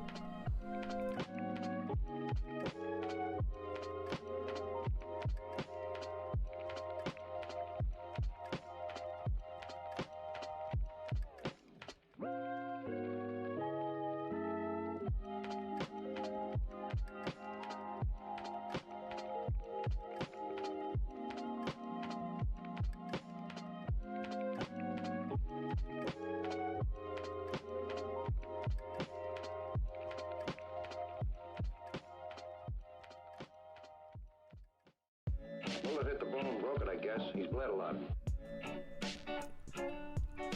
So Delira, funny thing about the s'mores Pop-Tart, it's actually not that sweet. It's just right. It's marshmallow, but like a lighter marshmallow, and a little bit of chocolate, but mostly just pastry. It's genuinely, it's not that sweet. What are the plans for this channel? Great question. Excellent question. I don't know what I'm allowed to say about the ambassador program. I guess I can say that we are doing Duskmorn content for the ambassador program. We did not do Bloomberg content for the ambassador program. I don't think I can say why. This is like a whole complicated thing. So we'll be doing that. Ideally, we'll continue to do what we've been doing with other Magic sets, which is play the precons together and then play some more Magic. Maybe do a little talking about them. So we have that, and also we now have these unlocked Magic Online accounts, so we can have a weekly show, and we intend to stream on MTGO weekly. And this show could take a lot of forms. I've already done a couple of streams that are just like hang out, play Magic.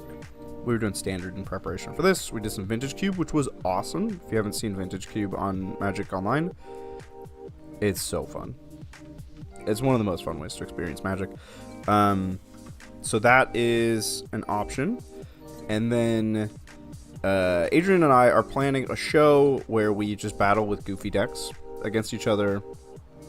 Now, this goofy deck concept, they could be powerful. I think frequently they won't be. Ideally, these will be viewer submitted decks, but that'll take time to get to that point. So we're just going to take decks of appropriate power level across all of Magic. So we could do something like we could recreate the dual decks of Days Gone By. Those were fun. We could recreate finals matches of Pro Tours and play those decks against each other. There's all kinds of stuff we can do with these unlocked accounts.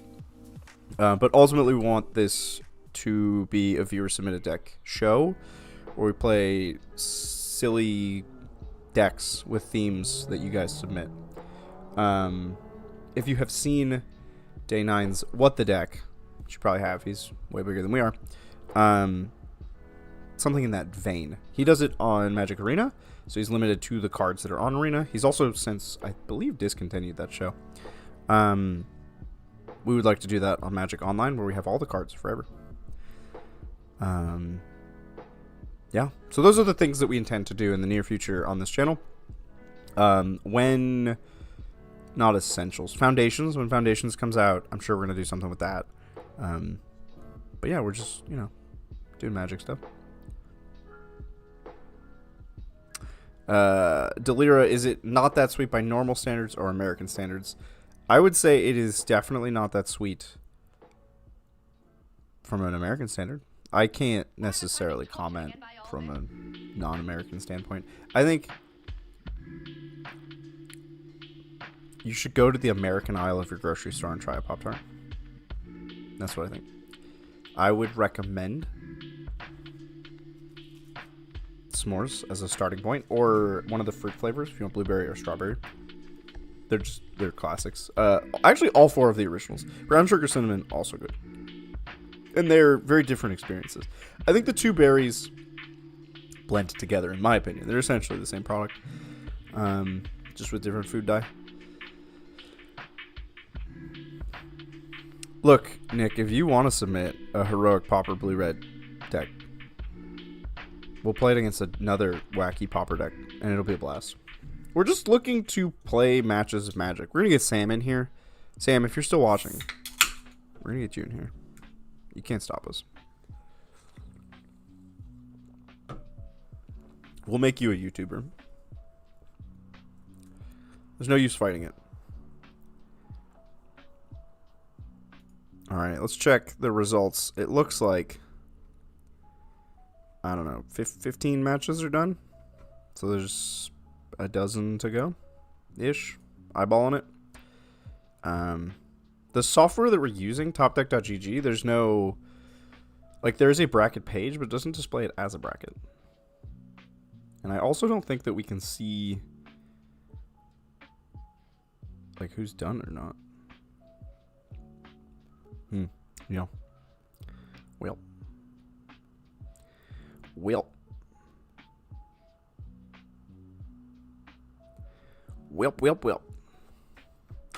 Take some more bites of this delicious Pop-Tart.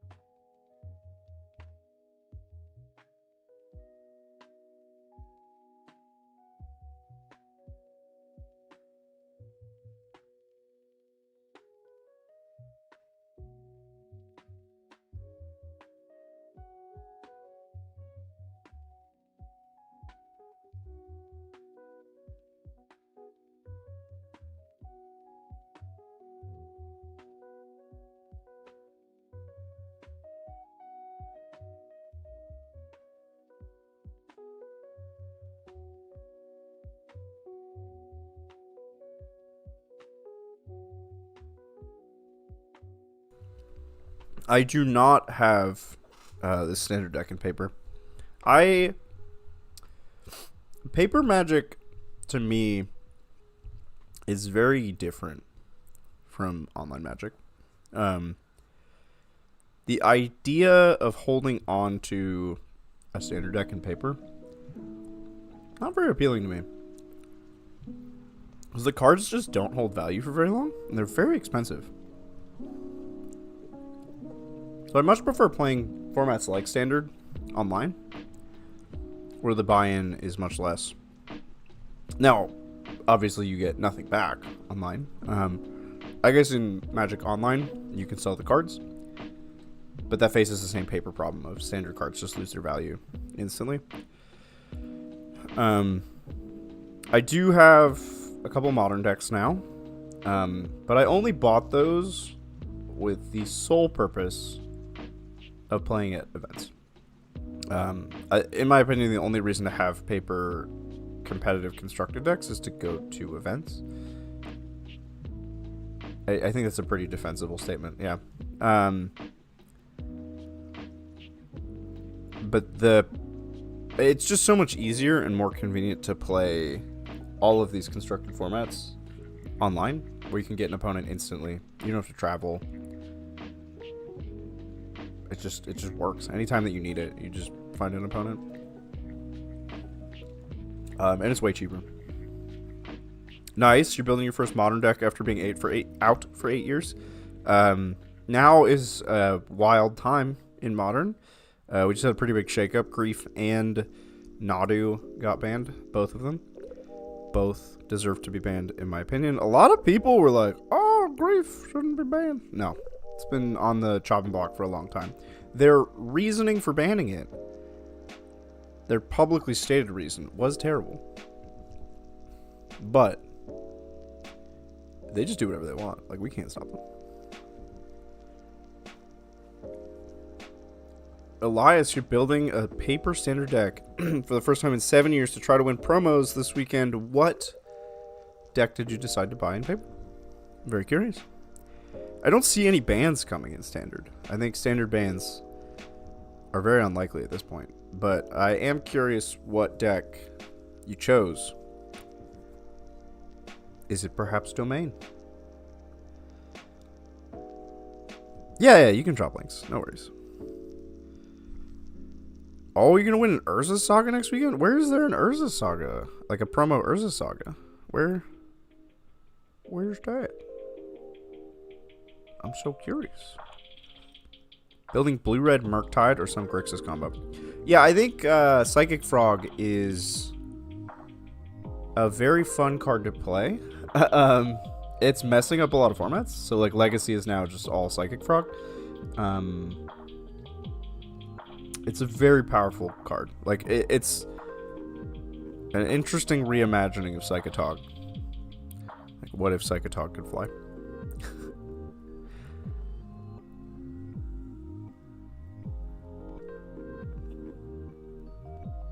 Wait, you can just go to your LGS and get an Urza Saga? I guess that would require having a standard deck in paper. I can't do that. Man, that's so cool. Wait, there's featured players? I didn't know this event had featured players. Full art Urza Saga. That's like full art Cryptic Command. Urza Saga has all the words printed on it and people still get it wrong. Huh. Yeah, I don't really want to own a paper standard deck. I guess standard has a lot less shuffling. It's probably easier to play standard and paper than... Like, my first time playing Modern in paper, I was exhausted with all the shuffling. There was just so much shuffling. And I boxed my deck like 15 times. Chromatic Sphere, Thought-Knot Seer, Void Winnower for Duskmourn textless promos. None of those are exciting enough for me to get out there. Like, Chromatic Sphere is cool. Thought-Knot Seer is cool. I do want to put together Red-Green Through the Breach in Modern. I think that deck is well positioned. Yeah, the Urza Saga probably is worth more than your entire deck. That's fair. Card's expensive. And I imagine a full art promo would be even more expensive.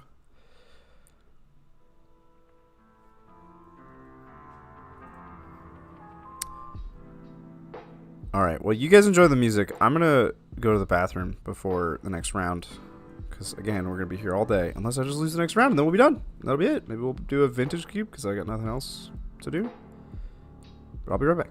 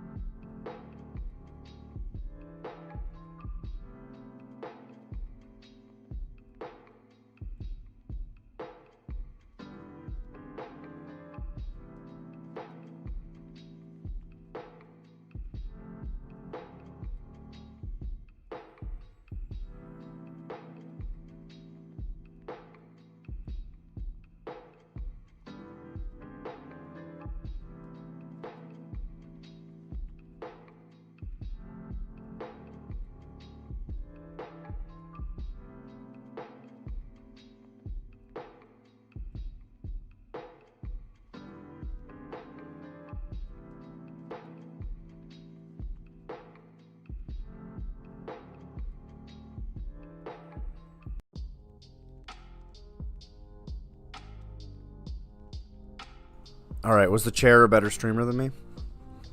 You can say yes. It's fine. I won't take offense.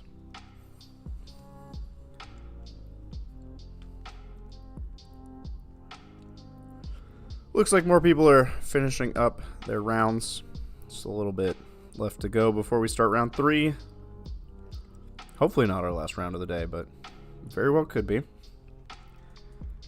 We are now out of contention for the big prize. The prize majeur.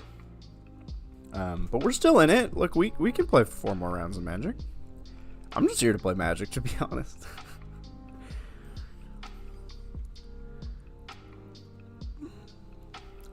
Hope y'all are having a wonderful Saturday, wherever you are in the world. Let me know what you had for breakfast and why you think it was better than a s'mores Pop-Tart.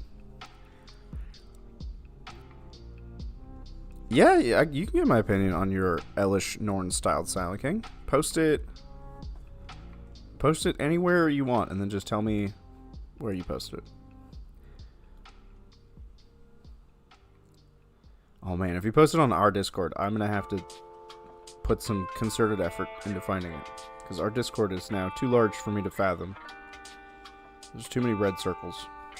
The red circles scare me. They haunt me in my dreams and in my nightmares.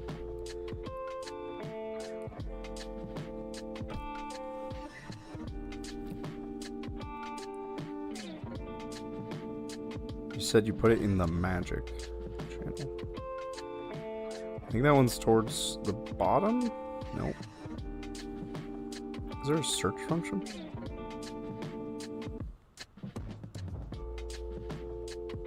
MTG, there we go. I found it. Oh, dude, that's sick! That's so cool. How do I... Okay. I know how to do this. I know how to do this. I'm gonna show the world. If you're alright with that, Elias, I want to show people. This is so cool. Hup! I gotta go over to... Go down to... Okay, we'll go here. And then we're gonna do some scrolling.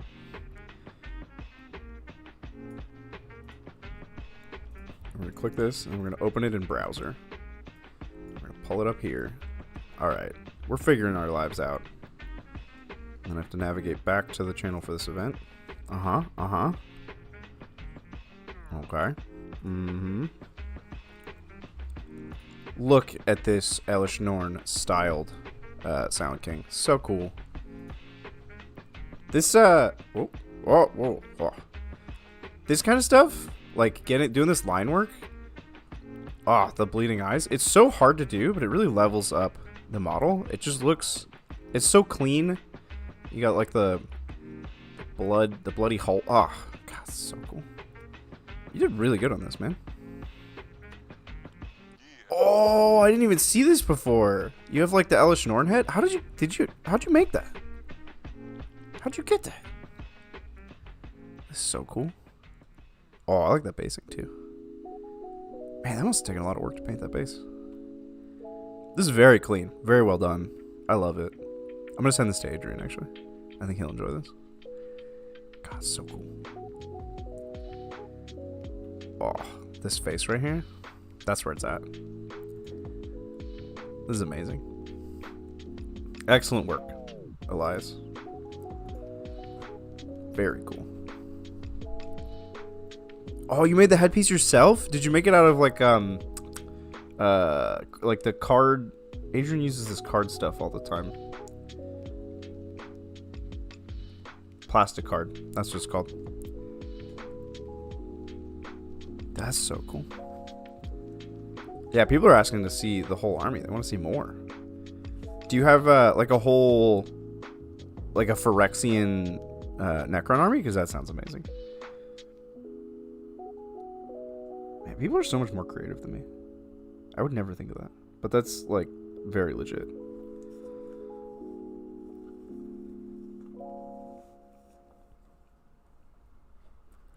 So cool.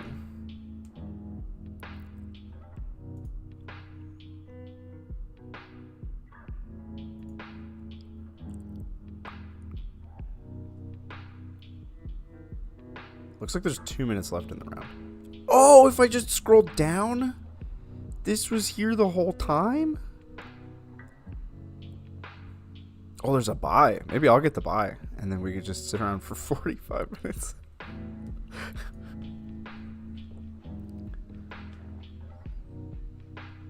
Oh, you drop more photos? So you do have more stuff in that scheme. Okay, alright, that's very cool.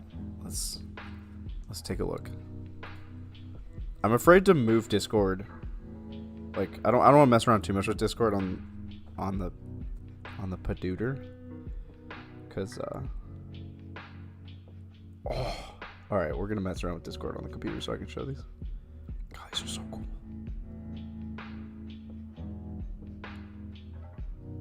I have to take my own look before everybody else gets to see. Those are so cool. Alright, here we go. We're working on it. We're gonna do some scrolling. Yep, that button and that button. This button. Nope. Click all the buttons. Great. Alright, here we go. Over to this. Alright, look at this Scorpec Lord. right, we're too close. We gotta get the. We have to appreciate. Oh, so clean, man. I've never been able to do stuff like this. Like they put raised surfaces on models, and every time I go to do it, I know you're supposed to like use the side of your brush or whatever, but every time I go to do this, I end up making a mess, and then you have to sop it up with like a paper towel. Then I just make more of a mess. I've never been able to do this, and that's a failing of me. But you're killing it, man. Looks very good. Whoa! We zoomed in way too far. This isn't a Scorpec Lord. I'm so sorry. This is Illuminor Caesaris. I'm gonna pull up chat. Everybody's gonna be yelling at me. Yep. Yep. Getting yelled at. It's Illuminor Caesaris. I knew that. Don't look. It was the legs. All right. It's the legs. Then I remembered that Scorpec Lords don't slurp the soul out of a dying person. That's just Illuminor Caesaris. Oh, there's a little scared. All right, we're too close. Too close. Very cool Illuminor. We have an Overlord and 2 Mancers. Minecraft Man is a Chronomancer, I want to say. And this is a Psychomancer. All the Mancers look the same to me, I have to be honest. I've never been able to distinguish them. Whoa. Does he normally have like a tentacle thing wrapped around the staff like that? I never would have noticed. But that's so cool. Plasmancer on the right. These are amazing, dude. And it's like Phyrexian oil. Like it's doing the Phyrexian thing. It's very fitting. It's a very good theme for a Necron army. Oh, so cool. The Menkash. Oh, dude, these are really clean too. Oh, and it like starts to drip and leak out. This is really well done. We have the Gloctopus. Ready to give you what for? What a silly concept for Necrons. I don't know why they ever made the Gloctopus, but we're here for it, alright? The Gloctopus is dope. We got some Immortals in the back looking very clean. I like the... Oh, God. Work with me here. I like the choice of color for the for their weapons. It's not the like super clean white. It's not like you're breaking up all the clean white by saying, all right, these guys get like a bone color as their highlight, but we don't want them to stick out too much. I like that their like underparts are the red, the Phyrexian blood red. This is genuinely really well done, dude. This is so good. Oh, we got some destroyers. These are Scorpec destroyers. Don't at me. I know what a Scorpec destroyer looks like. Okay. Are these? Oh God! Are these heavy destroyers? Yeah, these are heavy destroyers. It's a shame to me that regular destroyers, the like original destroyer cult destroyers, are so displaced within the Necron army that all the other fancy new versions of destroyers are just better now. Another Overlord. Look at this guy. Ah! Every time I zoom, it goes to the top left corner. There's nothing in the top left corner. Look at this guy. God, awesome. He's gonna take your soul and cover you in oil. Very sick, dude. Excellent work. I'm jealous. I have to send these to Adrian. He's gonna love it.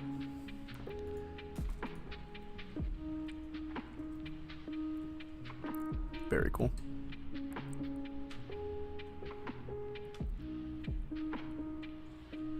Yeah, the white is really clean, and it's actually super hard to do white. Whites and yellows are very challenging colors because it needs a lot of thin coats to have a uniformity. If it's not uniform, it actually looks really bad. Like if you have a white that strays from like pure white to like a gray to a dirty white. Like it just doesn't look good. So it's very labor intensive to have a white or a yellow look good. And then for the rest of the time painting the model, you have to be so careful not to mess up that white. It's incredibly hard to do. So I'm super impressed, Elias. Whites and yellows are tough.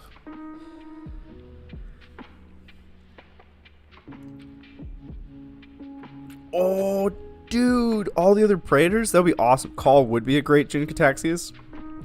And a Norn Emissary's Vorinclex is also amazing. These are great ideas. A Lord Discordant for Shieldred, yes. Urabrask? I'm thinking like Lord of Skulls. Might be too big compared to the other ones. He's going to be huge. But I think you just have to give up on scale. You just need to find the right model. And I think the other three that you've named are like the perfect models. Urabrask is a little tough.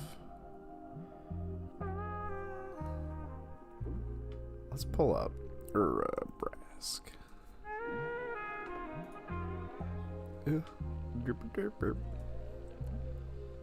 Yeah. Wow, Urabrask does not look the way I thought they looked.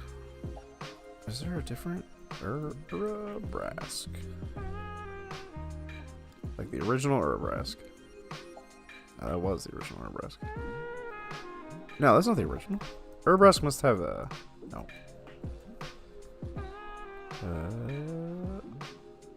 The Hidden? What was the original printing of Urabrask? Man, this just makes me think, the stupid Chaos Bird plane. The Dragon plane? Urabrask the Unseen was the first one? Why is it so hard to spell Urabrask? The Hidden? Here, we're just going to search Urabrask and they're all going to come up. I should have just done this in the first place. I'm an idiot.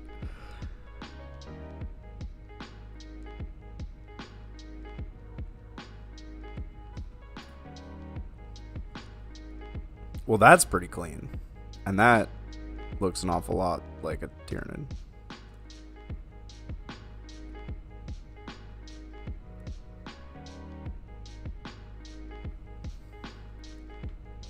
Like that, to me, I guess this is New Capenna Urabrask. It's not the OG. But to me, that one looks very compelling. And you could do this with many Tyranid, or even, I mean, Patriarch's a good shout from Elias, yeah.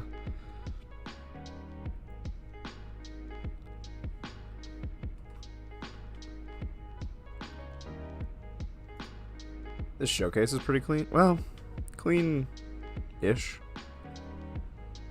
Mauler Fiend is starting to jump out to me as an option. Thinking maybe a Mauler Fiend for this guy. It's tough because all of his arts look different. It's clear that they did not give the artists a consistent brief. He's like a Mauler Fiend with wings.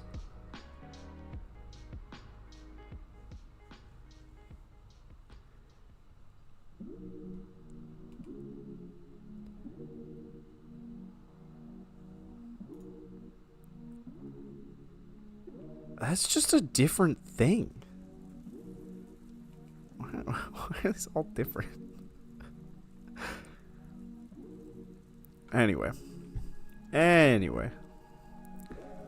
That's a very cool concept. I think do Urabrask last, because it's going to be hard to figure out what model you want to use.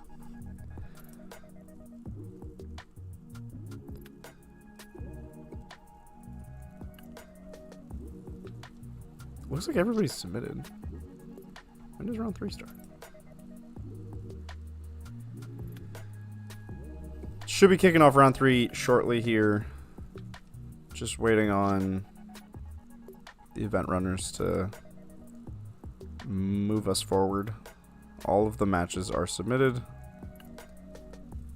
And when we get round 3, it's gonna be something.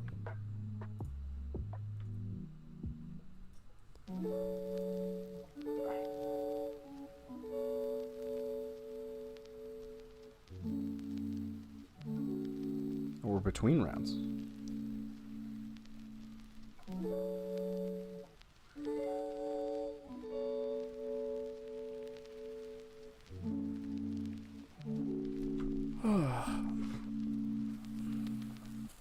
Oh, I got my original Magic art framed.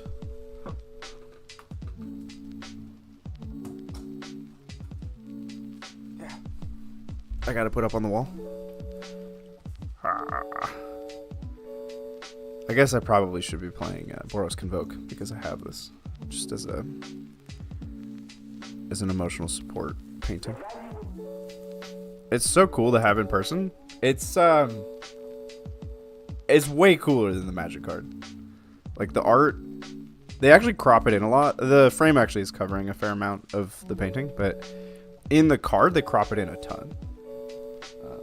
And it's just sick to have a Magic card on my wall.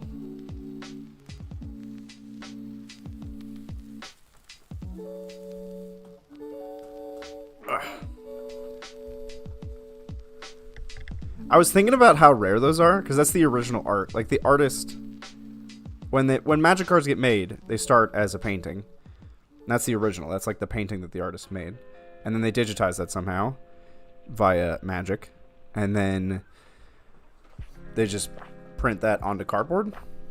And I was thinking like, oh man, it's so cool, it's so rare. And then I realized there's like 1 billion D Magic cards, which means there are 1 billion D of those. Just they're all different.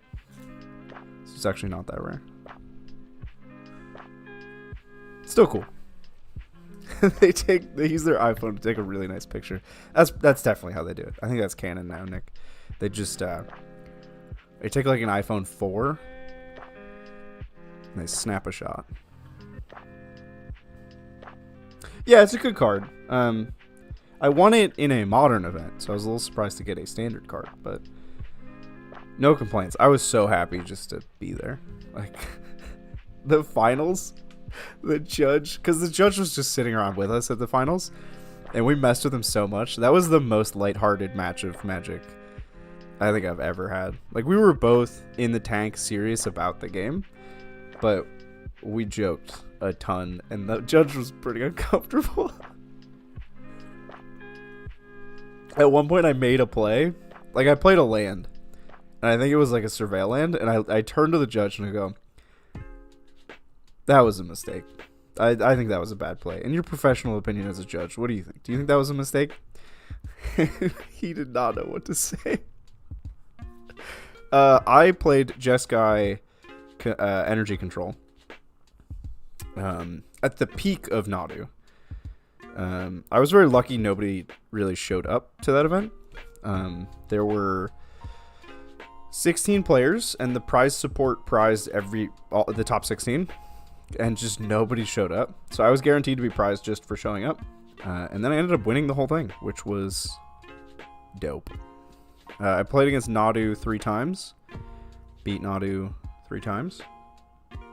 My only loss was my first match, which was against Mardu Energy, and it was a matchup that I was just never able to win as the Jeskai control deck.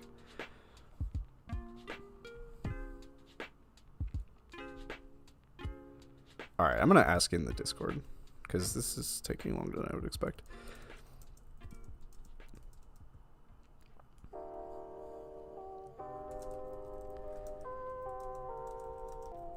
Miss Morgan will take care of everything. She'll give you the formula and so forth, and then you can go downtown and buy whatever's necessary. Yeah, it was funny.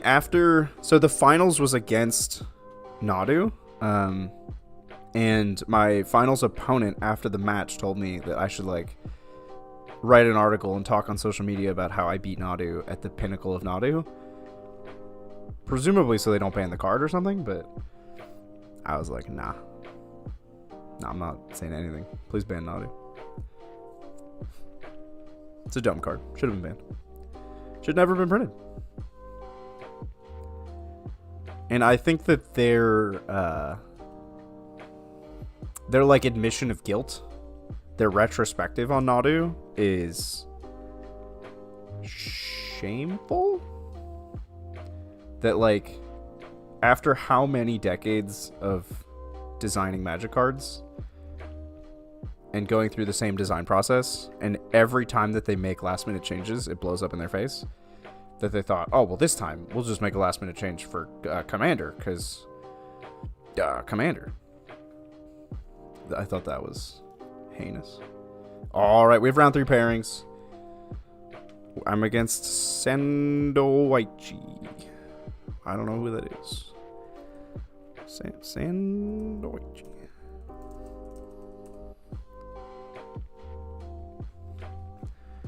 I'm hoping that Sandoichi knows how to find me and make this happen, because I'm a bit of a dingus. Sandoichi. Okay, alright, okay. Create. Buddy, no, buddies. And then... was I supposed to make it, or were they supposed to make it?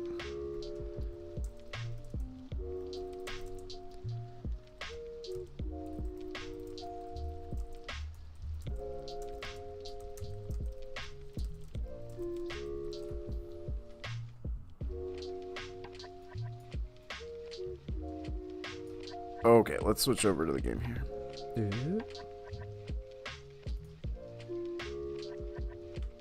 That's a good point, T. We don't know how many last minute changes they make that we don't know about. Because we can't know that we don't know about it. But yeah, I don't know. It's happened so many times that... Can I invite this person? Is there a way to... I'm like a noob at MTGO. I'm decent at just like playing leagues and doing normal matches, but... maybe challenge player? Oh. Oh! This is a thing? Never mind. Cancel. Alright, we're in. Look, we don't need to think about this anymore. Yeah, there's no way to know like how many last minute changes they've made without blowing up the game, but there have been so many times on record that they've made last minute changes to cards and blown up the game. Oh, we lost 3 coin flips in a row? Sadness. This is a mystery hand. I just hate mulliganing. I only have 1 land type for domain. That's a bad hand. Yeah, that's a great hand. I don't need 2 heaped harvests.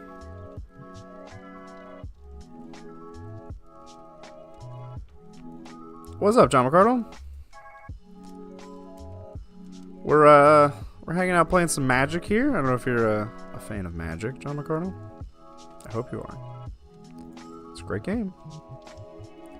Great game played by great people. Made by great people.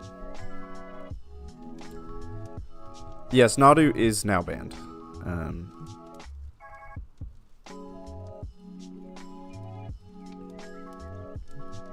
You sold all your kids' Magic when he went to college. No, not the mirror.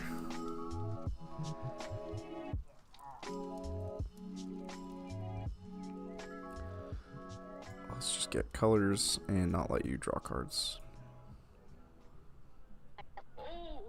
That might have been incorrect. I don't know, I haven't played a ton of the mirror. Well, I'm sure your kid is happy that you sold all their cards. I'm sure that's exactly what they wanted you to do. Yeah. I think that's the ideal line of action.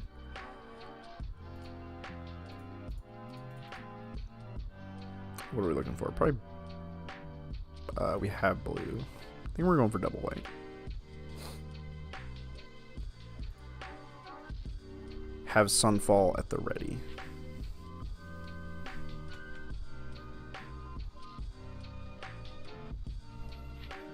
Named Angel, sure. Oh, are you gonna leyline binding my heaped harvest? That would be awfully rude, Sandoichi. No.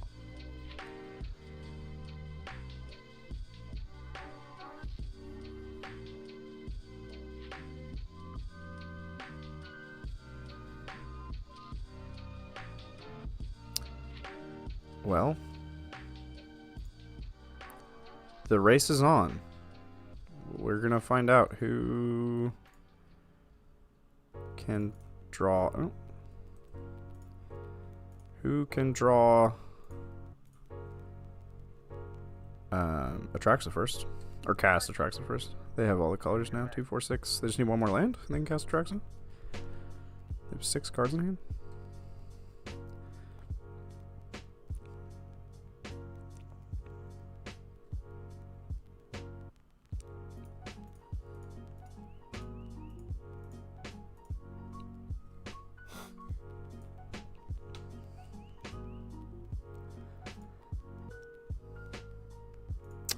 Fine.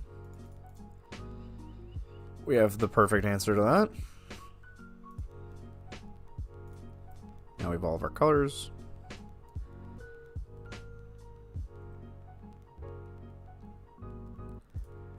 Duplicates are fine. I'm going to leave up the option of making a face. Oh, I can't make a face.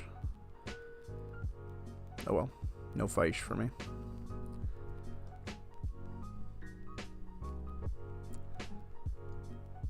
Well, Sandoichi is not on a Daybreak account, so they're just using the lands that they have, I guess. Wait, can you use any basics in MTGO? I'm not actually sure about that. I took the time to swap the basics on this deck. I made this deck look as good as possible before. Oh, this card is so good in the mirror. They're just going to mill me 15. Or mill me 12 and then still have a Planeswalker. Yeah, mill me 15. One Atraxa in the bin. 2 left in the deck. That hurt. I'm gonna be real. That hurt.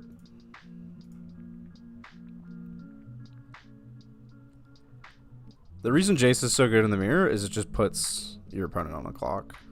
They just have that much less. This deck just draws so many cards that almost the best way to deal with it is just say, cool, well, you kill yourself by drawing.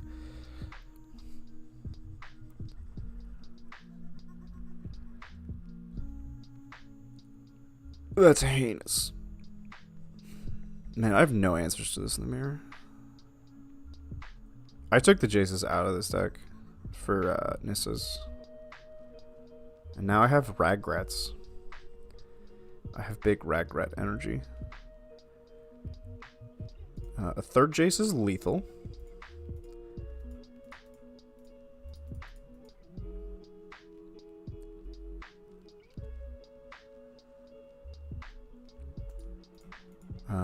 A Sunfall sucks a lot if they cast it. Because I really need to kill them, like, right now. I have lethal on board.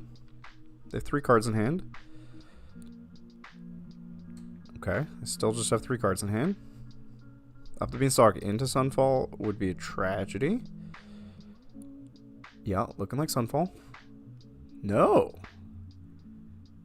Well, that... I mean, it keeps you alive, but that's not really that good.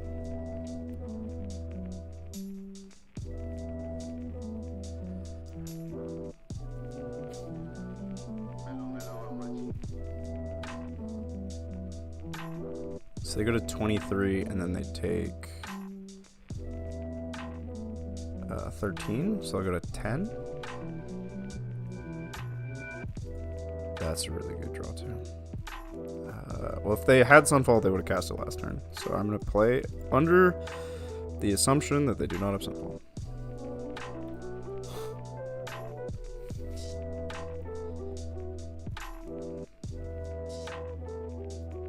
Get lost with an untapped land. Backup Atraxa. Untapped land. Get lost. Now, they have to answer or they lose. They need exactly a sweeper. In fact, I think they need exactly Sunfall.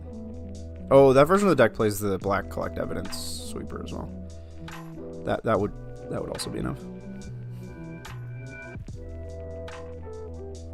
Oh, we did it! Oh, I thought for sure we were dead. Okay.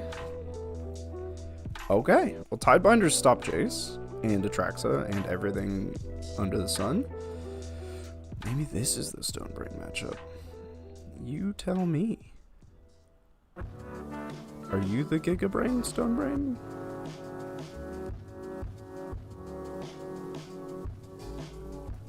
Trim, Sunfalls. I have 8 spot removals.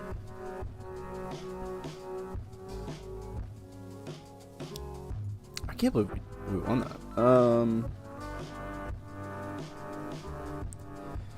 This is really good.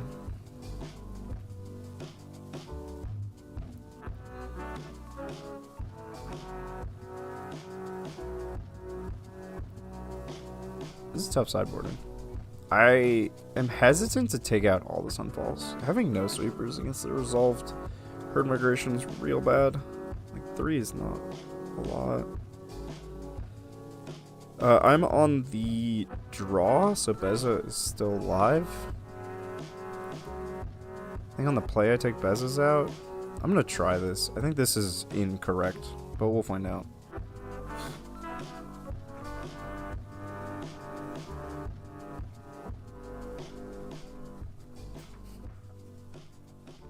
Thank you, Sam, for respecting the no play advice. I appreciate that. As do, I'm sure, the tournament organizers. I don't think I'm going to win any prizing, but perhaps an opponent that I play against could.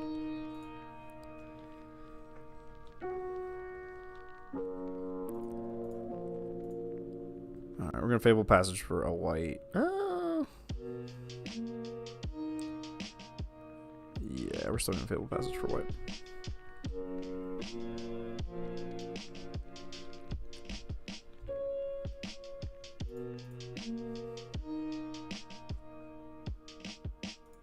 Planus.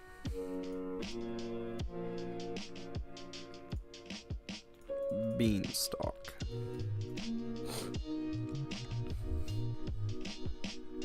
So in that last game, I hated out their Beanstalks aggressively, and it worked out, but I'm not sure that is the optimal line of play. Because it is card negative, sort of. Like, you redraw the card when you cast Beanstalk, and then your opponent spends a card to remove it. So you are up a card. And I did it twice, but it also meant they ran out of gas and couldn't cast the sweeper. They couldn't dig to get the sweeper to cast against me. And they are missing lands, is what I'm seeing here. It's possible they have a Heaped Harvest for next turn, and none of that mattered, but... let's get more colors so I can cast Leyline Binding. Yeah, we like Atraxa. Atraxa stays.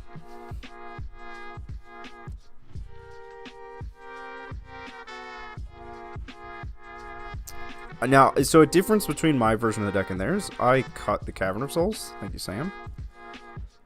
Oh, trigger on this deck. 2 can play this game.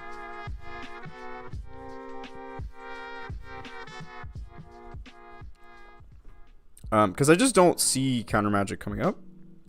And I think this Fountain Port is actually way better than a Cavern of Souls. Like, if your opponent isn't playing any counter magic, Cavern of Souls is just bad fixing. 2, 4, 5. I've Herd Migration. I'm missing only blue, so I could Herd Migration for the blue. I think I need action, though. No, this is 6 lands. I'm supposed to leave it. There's also an argument for playing Fountain Port there, and then cracking my maps to draw. It's another good play. Just gonna find out. Being up a game feels really good.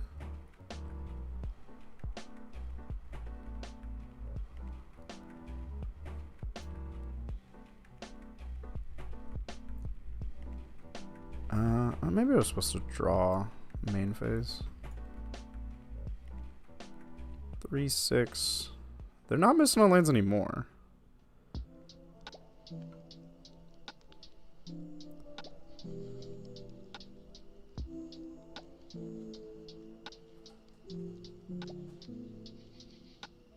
Kept on top.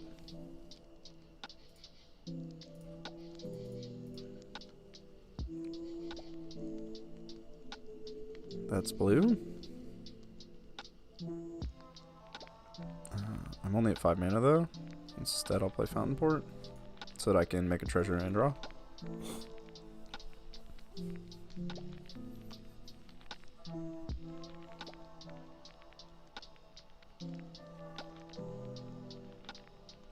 Cycling herd migration. Odd.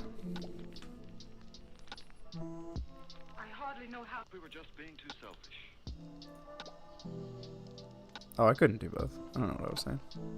I was supposed to play the Surveillant. It's fine.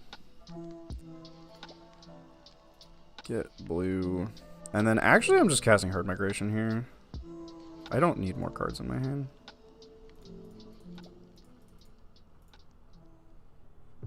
I don't have... Oh, I do have black. I don't have red. So this will be 4 beasts. Counterspell. Great. I am up 4 cards. They're about to land on Atraxa, if I had to guess. Yep. Nope. Well, that's... I mean, we have the temporary lockdown in hand, so that's fine. Wait. 1. They tapped out, so no counter magic. They lose their maps. No map for you. Don't need more lands. That was a red for domain. Maybe I was supposed to keep that.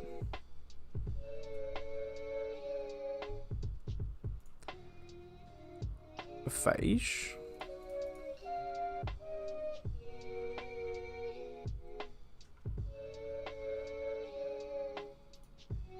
That's a card. Get him, fish.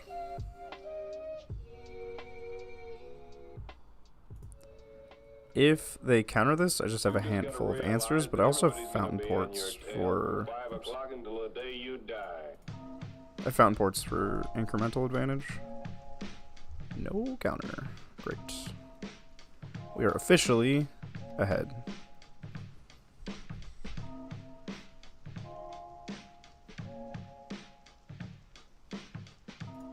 Cool. Oh, this is nasty. If I get to Stonebrain Atraxa, I think they just lose the game. I don't need another binding. I don't need another land.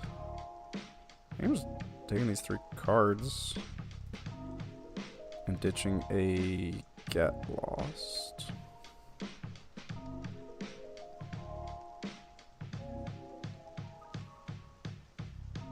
That's a heinous draw.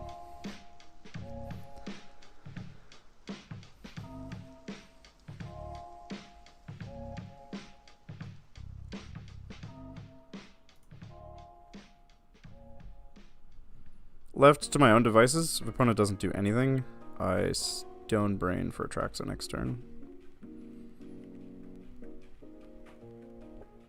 This is Atraxa or Archangel Wrath? That's not a good play. Like, it's probably what they've got, but... Oh, they're keeping up Negate. That's notable. They've been to Frillback.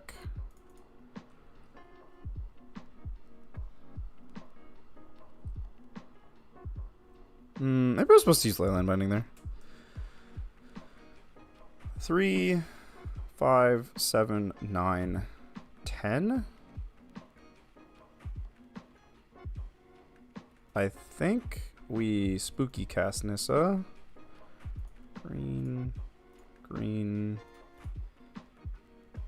3, leaving up Stonebrain so they can't counter both. Great. Now we get to Stonebrain them. Name Atraxa, they'll never catch up. They have 1 card in hand.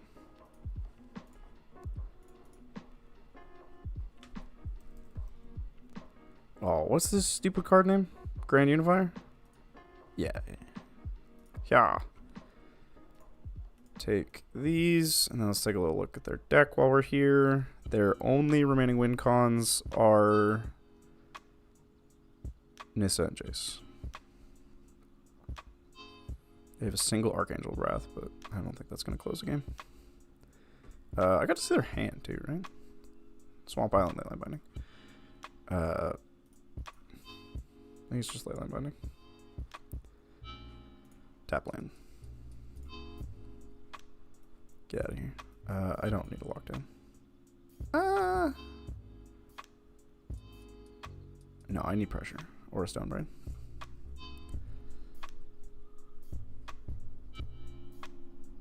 Oh, what's up, Adrian? Yo, Adrian, check out, if you're still here, check out the MTG channel in our Discord. There's a super sick Necron army that's painted like Phyrexians, and it's awesome. You gotta check it out, man. Beza.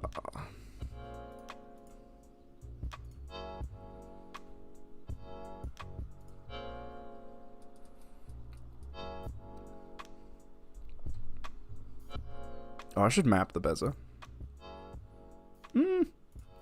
Those maps are cards. Let's not be hasty. You've had the regular opportunity. Oh, if opponent doesn't do anything, this game might be over. Are we moving on?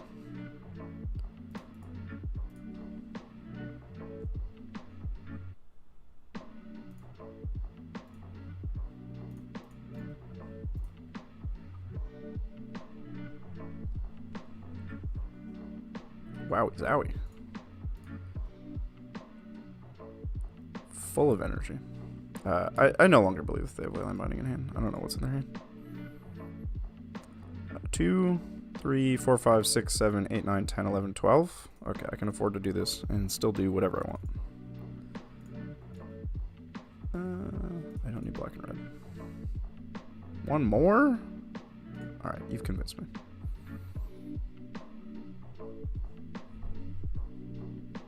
That's fine. That's great. I love that. Let's keep doing that.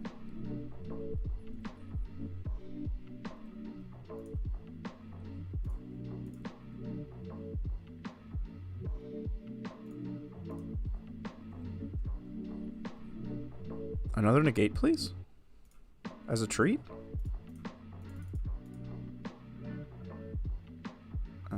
One fountain port. I was supposed to activate fountain port. It resolved. Sweeper incoming? Sweeper incoming. Yeah, that's fine.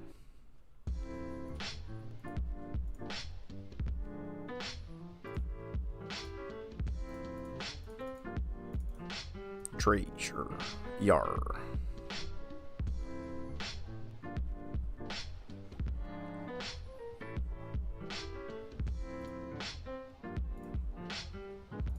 Treasure. Yar. Oh, beans.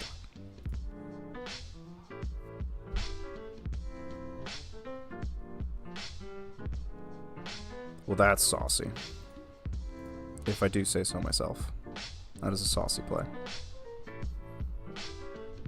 What am I naming? I think I'm naming Jace. Oh, what's Jace's name, though? What's the stupid Phyrexian Jace? Don't tell me. This is a hypothetical. This is that kind of question that you're not supposed to answer.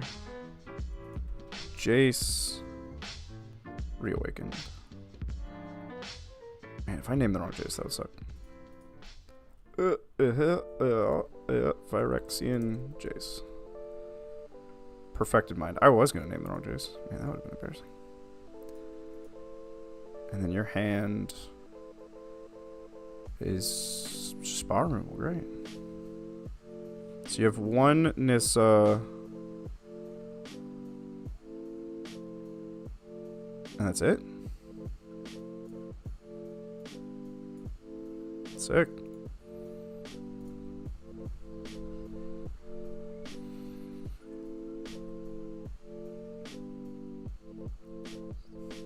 Animate. And then we will unanimate. Oh, okay. Alright. I don't have a stop my own end step. That's fine. Doesn't really matter.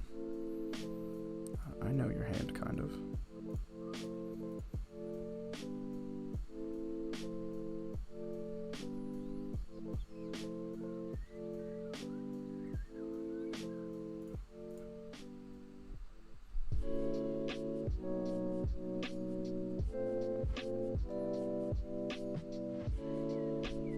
Get lost the binding? Sure. I don't have another white, so I don't have a backup binding. Yep. It's fine.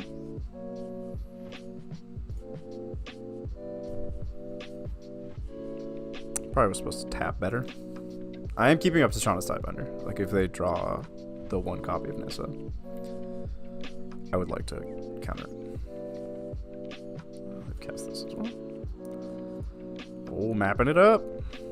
There's a plains in their hand. There's a plains on the battlefield. Mapping it up again. There's another land in their hand.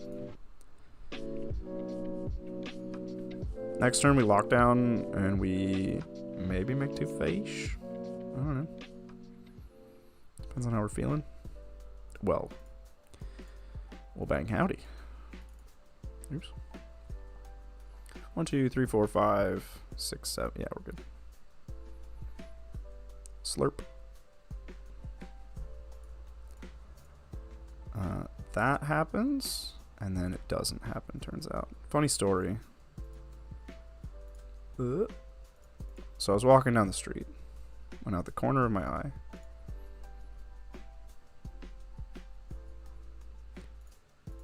We are going shields down here. I don't think it matters anymore.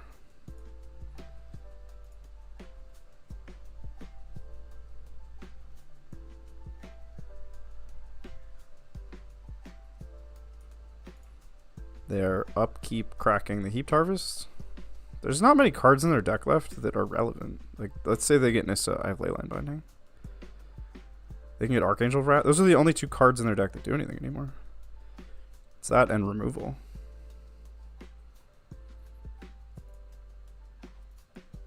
They played the Portico.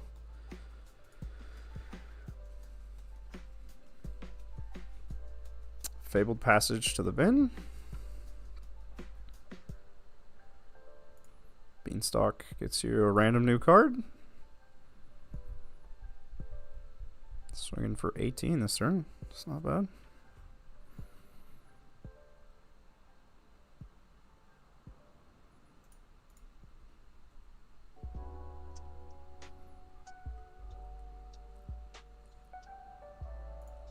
Play our own Heaped Harvest. I'm only going to play 1. I want to keep Fountain Ports up. And I also don't want to thin my deck too much. There is a world where we both run out of threats and answers and we just sit here and do nothing. I guess I have Fountain Ports and they don't. This is another great reason to have Fountain Port. Is when we both go down to nothing. Like, we have no threats left in the world. You just make face. And you kill them with face. Well, that was a 2-0. Clean. Let's send some GGs to our buddy. I know how to do that. GG's. Yes, Sam. That is the scenario that you outlined when we were prepping. Always appreciate a good team to help me prep. Results round 3. How does Discord work? I'm clicking results round 3 and I can't. Yeah, view thread.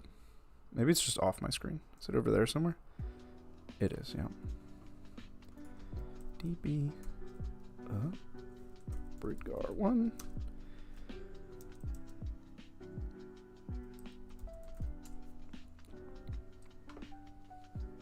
Woof. All right, we're doing it. Another quick round, so we do get to sit around and chat for a bit.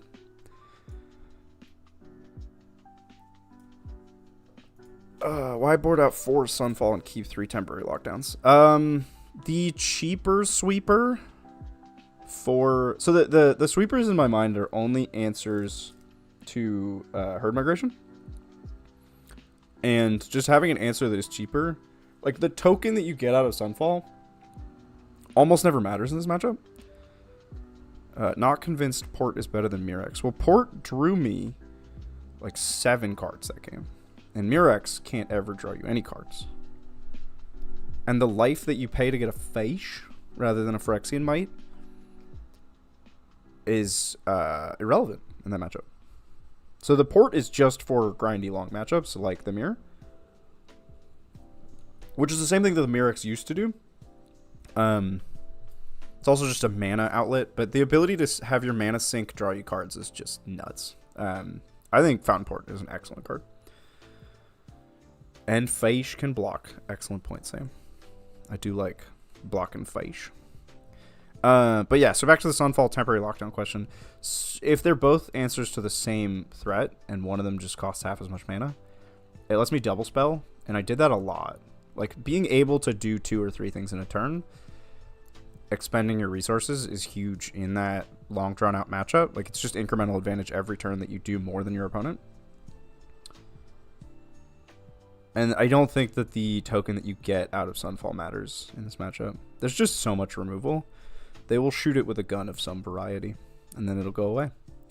So paying the extra 2 mana rather than being able to also cast a Heaped Harvest in the same turn, or crack a Heaped Harvest is much more likely. Big deal. That's why I cut Sunfalls. Although I wasn't sure of it at the time. I didn't think cutting 4 Sunfall felt good. It felt like bad sideboarding, but we do what we can.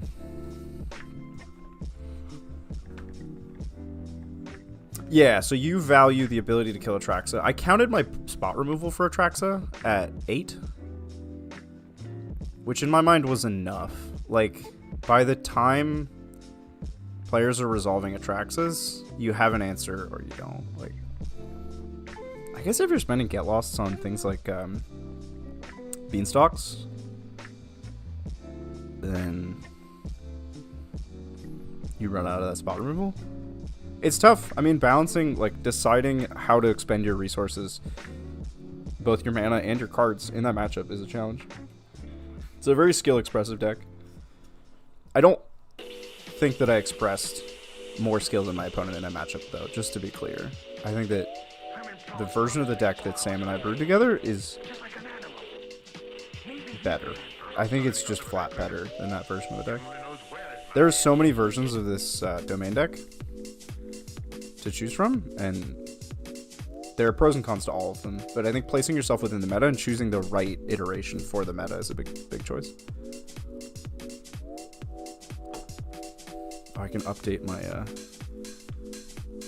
yeah, if we go here, we are 2-1. Oh yeah. All right, folks, it is almost noon, which means the boys over in the studio are going to start up our 40k match for the day. If you are interested in watching that as well, I'm sure they would appreciate the presence. Just hanging out. Dude, Stonebrain, Stonebrain. I knew it when you'll know it when you see it. Stonebrain's one of those cards you know it when you see it, where it's like, this is the matchup where you side in the Stonebrains and you just karate chop them in the jugular and they keel over dead.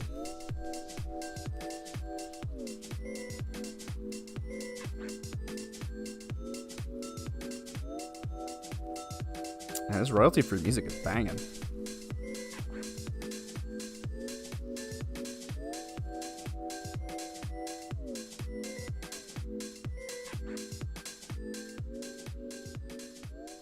Oh, the Trinket Mage, my round one opponent just messaged me asking if I was me. Like, I guess they know who I am. Yep, that's me, dude. What's up, Holmes?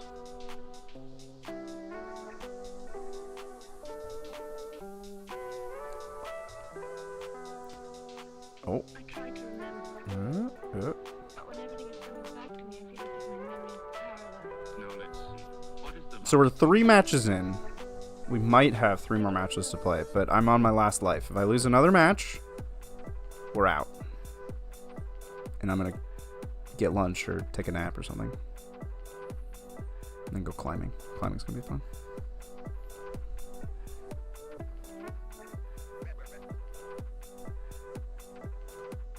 Oh, Trinket Mage is offline.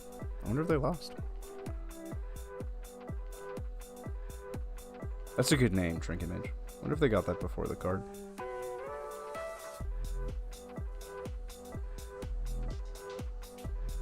Hey, weird question for you, chat.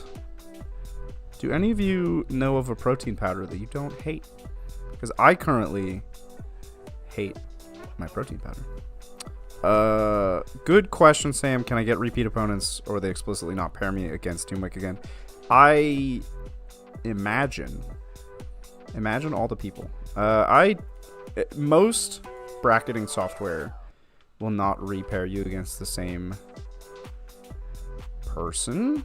Let's see how Doomwake is doing. Doomwake. Has not finished round 3. But if they lose this match, I don't think it would be possible for me to... Oh, no, they did lose. Why is this different than that? I don't think I should get paired against Doomwake again. Most Swiss pairing software won't allow that. Unless it is absolutely necessary to prevent... Like, making 1 repair, if it prevents 2 repairs, will be done. Yellow Hat is in this. Look at all these DB names. Whoa, Yellow Hat's not winning all of his games? He's like a real, he's a real deal professional Magic player.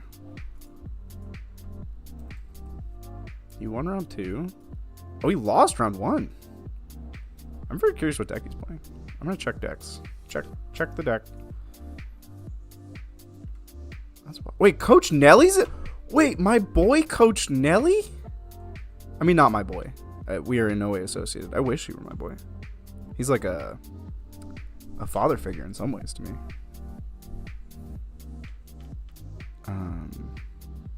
Wait, so let's get that tab back. Coach Nelly. From Loading Ready Run. Nelson Salahub. He lost to Yellow Hat. Why is it doing this? Can we not do this? So how did he do? Nelly. I hope he's not out. Oh, Nelly's out. I'll miss you, Nelson. I'll carry on your legacy in this tournament. Back to trying to look up Yellow Hat's deck from Hip. You like Iron Max, cheap way, in many flavors. No, I have access to Decklist, and that's not play advice. Play advice is like telling people to make game actions. Between rounds, you're allowed to give advice on matchups and stuff. That's just Magic tournaments. Trying to find where. Is it here? Here it is. DB Yellow Hat. Is he in this spreadsheet? He's on Lizards? That shocks me to my core. Because he's like the OG go to time control player. Like he's legendary for that.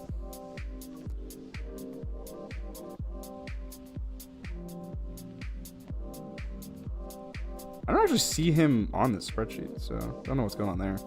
I'm going to take this opportunity to go to the bathroom again, like you do, a human with bodily functions.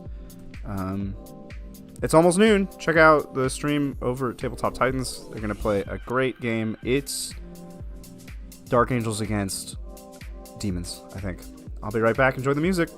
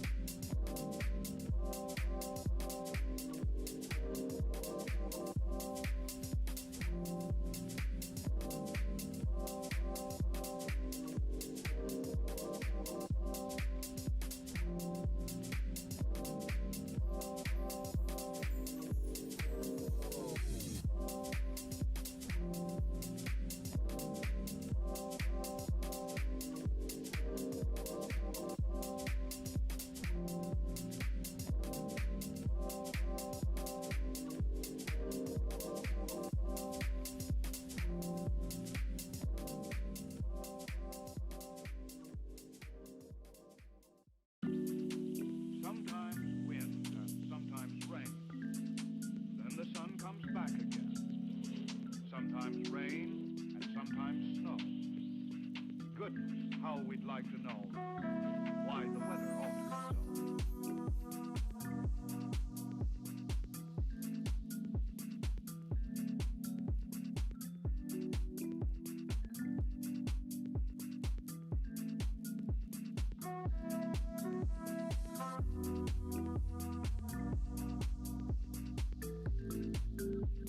Alrighty. We are a mere 3 match wins away from success. People are dropping. Just like they have lives or something, I guess. They didn't expect to get this far, I imagine. Otherwise, why would you drop?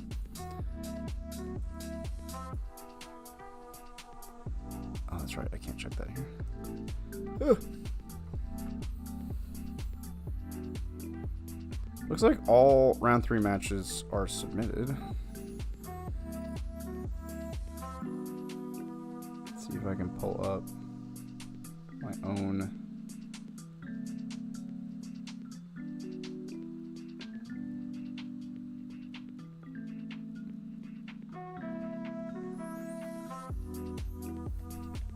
This music's great.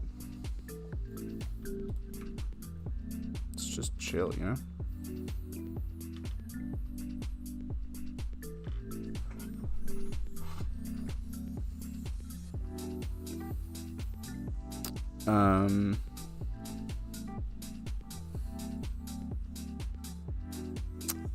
There is a, I want to say a 4-mana black sweeper.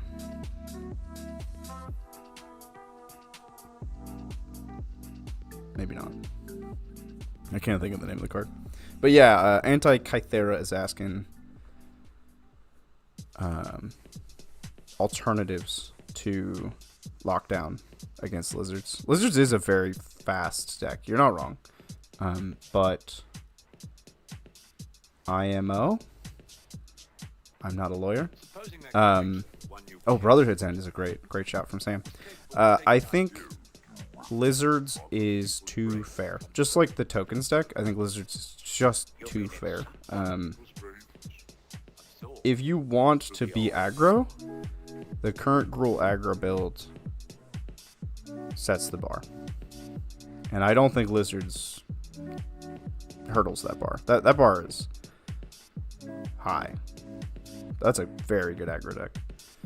So in my mind, you have to be... There has to be an exceptional reason to be playing Lizards over Gruul aggro. Like, your parents were Lizards. And you just need to pay homage to your Lizard parents. Yeah, Lizards is wide. Gruul is tall. That's fair. But Gruul is tall with protection. And it's taller than Lizards is wide.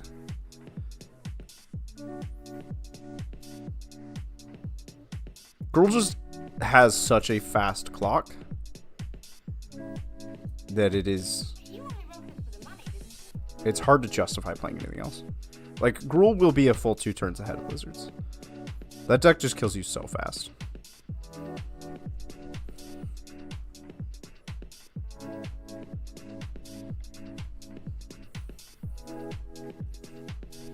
I think Duskmourn will also probably erase the Lizard deck. Because the Gruul deck's actually just getting better. I think the Leyline is better in Gruul than it is in... Well, yeah, obviously. Like, the Lizard deck doesn't target Lizards.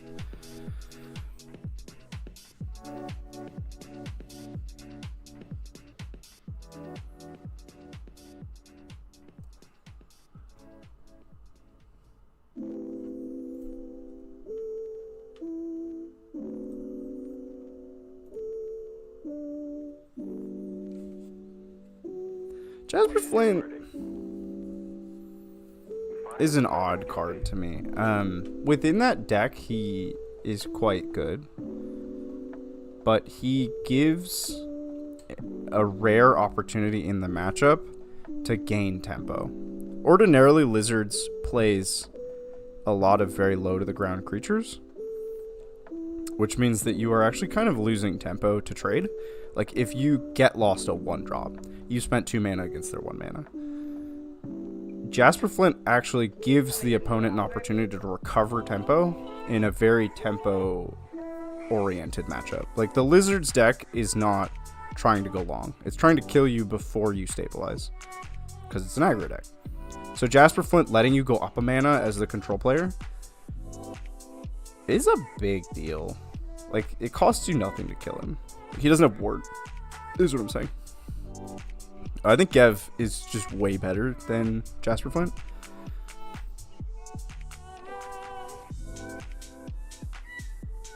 Fireglass Mentor is actually a wild card. I think the deck wouldn't exist without Fireglass Mentor.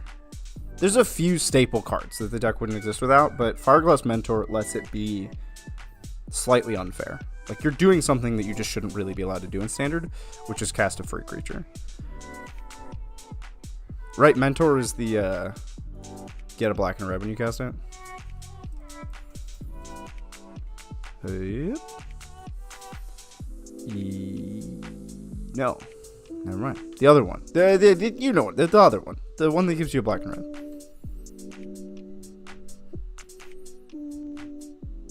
That one. Someone will name it. Flame Cash Gecko. That one. That is an effect that is arguably too powerful for Standard. Yeah. I can never remember the name of the other, not Bloodbraid Elf. The elf that does that. It gives you red and a green. Costs double red-green hybrid. 2/2 for 2. Gives you 2 mana back. It's free. Very powerful.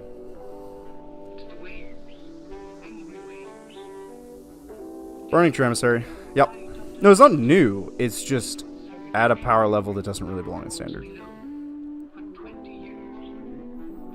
And so them reprinting a similar effect into Standard is surprising. This one, at least, I think is conditional. I think the opponent had to lose life or something. Flame Cash Gecko. Yeah, they had to lose life for you to get black and red. So it's not quite Burning Tree Emissary, but it also has another ability on it. So let's say it comes out in the wash. It's basically Burning Tree Emissary in Rakdos, which I think is probably too good for Standard. Luckily, though, the rest of the shell is not at that power level. It's not like if it was all Burning Tree Emissary level cards, we would have essentially two Gruul aggro decks.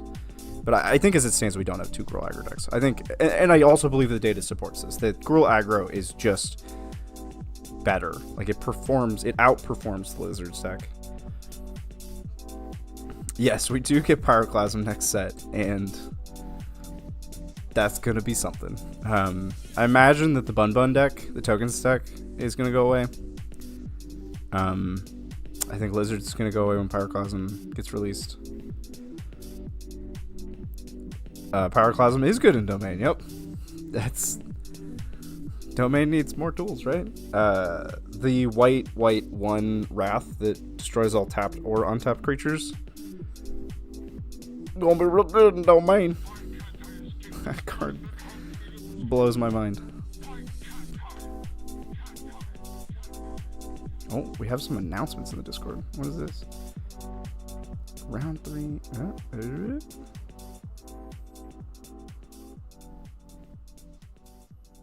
Okay, nothing of note. I was not selected as a featured match. That's good, because I'm a doofus. There are some very good players in this event. I might actually pair with Yellow Hat. He's 2-1. This is why we're talking about Lizards. This Yellow Hat is playing Lizards. He's a very good player, and he's 2-1, and I'm 2-1. So odds are we're battling.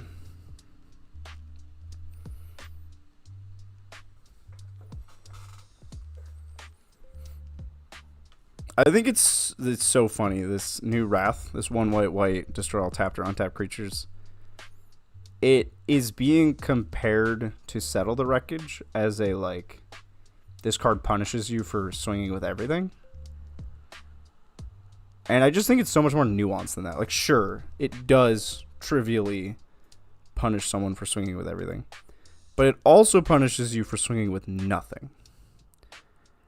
And that's not okay. Like, that's very... the card just has too many modes to it. Like, it functions in so many different ways. And if you always have to play around that stupid card... Like, everybody always had to play around Settle the Wreckage, which was 2 white, exile all attacking creatures. For each of those, they make it a basic and put it into play tapped. If you always have to play around this 1 white Wrath, it's going to be miserable. Like, what do you... Every turn, you got to think, like, okay, what am I allowed to attack with? What am I not allowed to attack with? And you're still... at the end of the day, just making 2 piles of creatures, and your opponent chooses which pile to destroy. That's mind-boggling.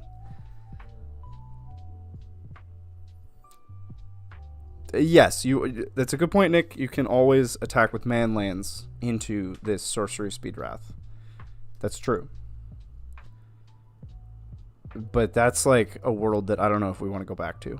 Right? We lived in the world of the only creatures are man lands for as long as Settle the Wreckage was in Standard, and 3 fairy and 5 fairy, you know, that deck. Yeah, you get lands when you get settled, but you also just lose all tempo and generally concede the game.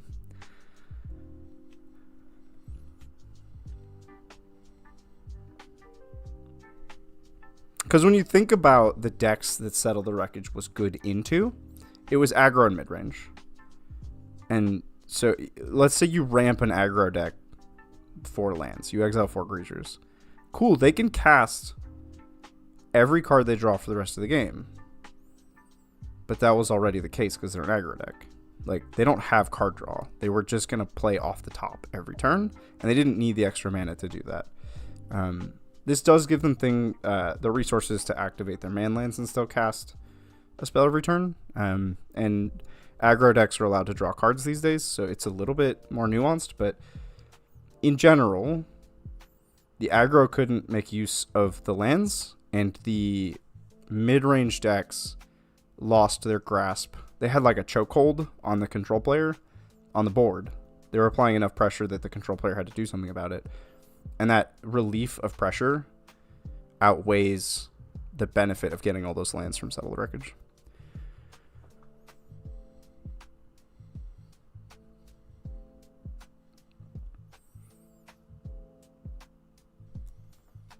It's an interesting point, Sam. Sam is saying that they hope the format slows down. It's too fast with Lizards and Gruul, and there's some cool cards that are just priced out of the format.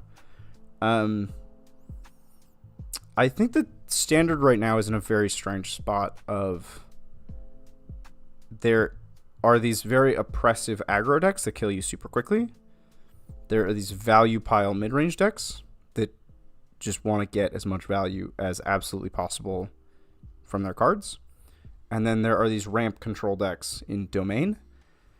I'm not sure Domain really qualifies as control. Maybe it should still be control, but it is a ramp go over the top deck. And there's a similar but not as good Gruul ramp Dinos Discover deck. So all 3 archetypes are being represented, and they all feel unfair. Like, the just card quality is too high right now. I think Standard on a 3-year cycle means there is, in general, power stays for too long, and card quality has just been going up forever. So there you go. Those are my opinions on Standard. And that's all I've got to say about that. Life is like a box of chocolates. Alright, we should be getting in round 4 sometime soon. I sure hope.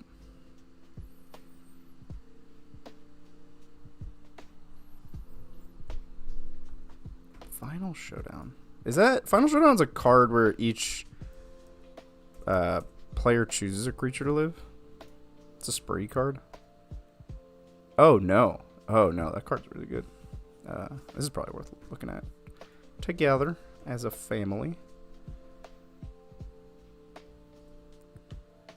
I can't remember the names of cards, Sam. Supposed to remember the name Smuggler's Surprise? No, it's Dino Discover. Because what it does is it plays dinosaurs and it discovers. So Final Showdown is a very cool spree card. The Destroy All Creatures mode is on its own 6 mana, which is so expensive. Why is 6 mana? That's too much for a Wrath. But the reason it costs so much is you can also strip all creatures of abilities and then give your own creatures indestructible. So for a mere 8 mana, all of their creatures lose indestructible, yours gain indestructible, and you destroy all creatures. So it's an 8 mana one-sided Wrath. It's a cool card. I think it's overpriced. I don't like it. Don't like it.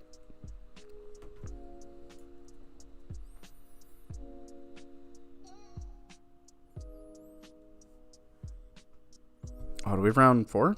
Are we here? Is it time? Oh, I'm playing DB Yeoman 5. Let's add a buddy.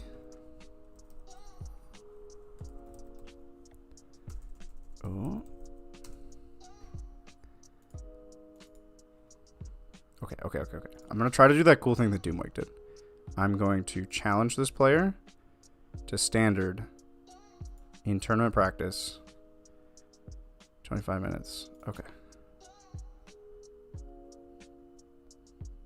I think I did the thing.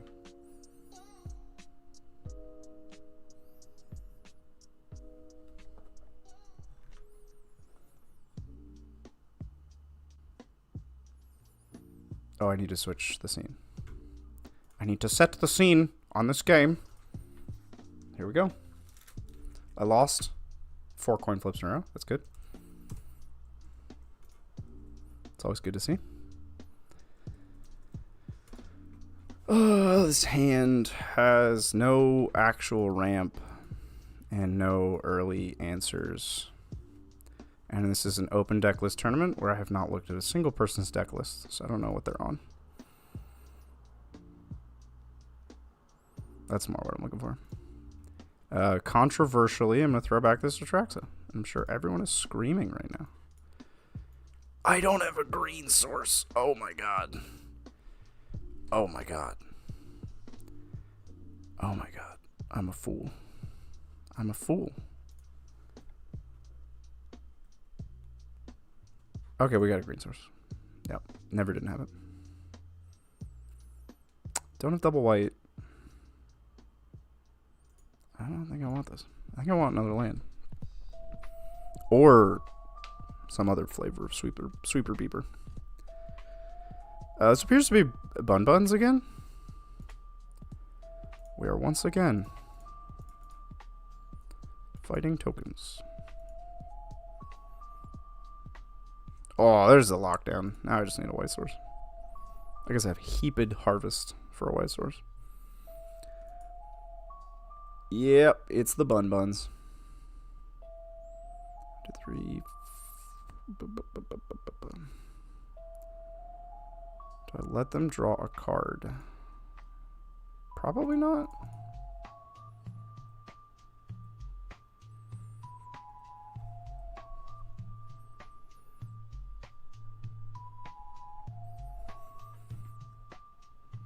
Don't play a Forge, bro. No, Beza. With no... You get a card. Okay, that's something.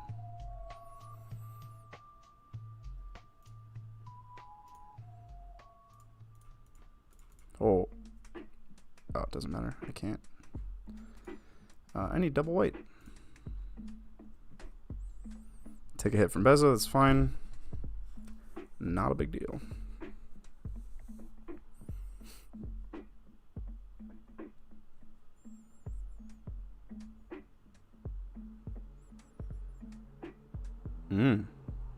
Don't love that. No, not Carrot Cake. Builder's Talent. What?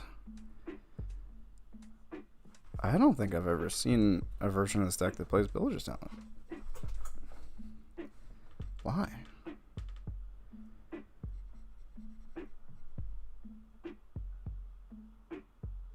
I don't think that's good. I'm not a lawyer, but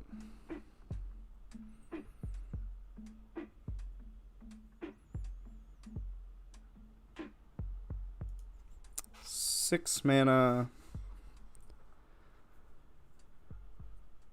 Oh, we have options.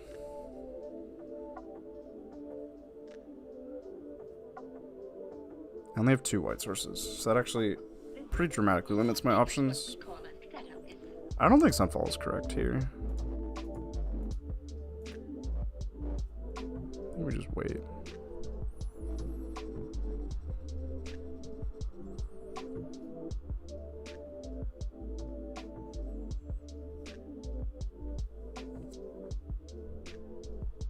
We already have full domain.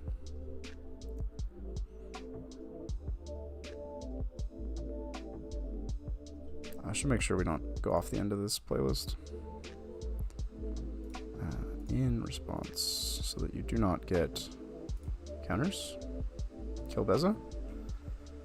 Alright, where are we on this playlist? Oh, we're good. This playlist has like 400 songs on it.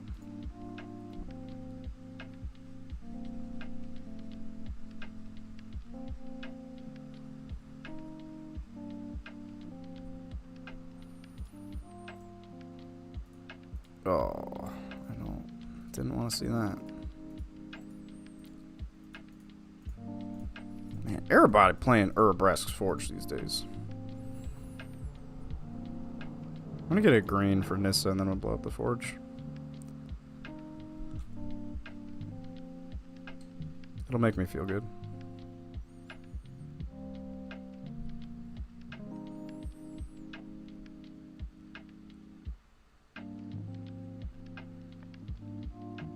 Copy of your wall? A copy of the thing that dies at the end of the turn? Does it not die at the end of the turn now? That's whack, yo. Bin torch the tower. Huh, it lives. All through the years, That's you really remember weird. that a man went to the gallery 3, because he was too selfish to wait 2 7. hours. 5 and... Nah, I can't do everything. I have 3 green sources, so I can get a Nissa with 5. It goes down to 4, and then it takes 2. So if they put 2 non-creature tokens into play, it dies? Is this once per turn? Nope. Okay. I don't think I can afford to lose Nissa. I think we're stalling. Let's see what this mortuary gives us. So we do have a draw off of Beanstalk. I don't think that's ever good enough. If I Sunfall, I can animate, and it'll be a 2/2. I have the mana now, so I'm just going to cast Sunfall. And it draws me a card. And we hit a Drax. Great. All good things. None of those things were bad.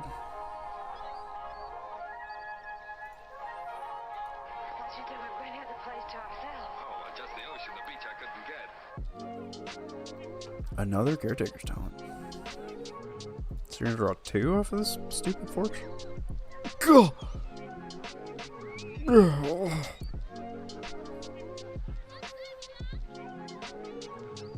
I'm upset.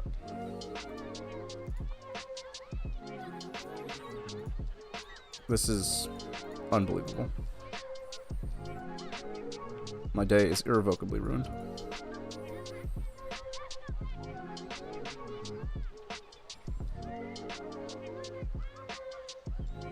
Two, 4, 6, 7, 8. I have 8 mana. And 2 white. So I could Atraxa, hit a Leyline Binding and cast it. It's in the cards. It's an option.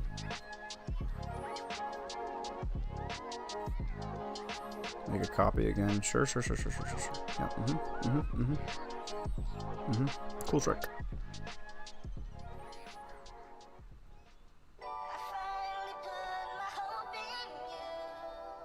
Alright, we're skipping whatever this song is.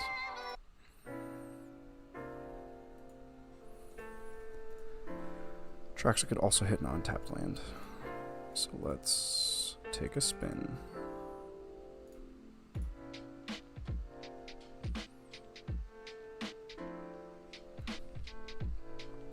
They are not unlikely to have removal for Traxa. They've drawn 1,000 cards. We did hit the binding. We did hit untapped land. I think backup Atraxa is good. That's 3 cards. I'll go to 8. I'm going to play the land. I'll be at 7. Binding replaces itself. I'll stay at 7. I don't need another Sunfall. This is fine. Play the land. Play binding. Take the bigger forge. Hit another. I could double binding all the way across the sky. Am I the luckiest boy alive?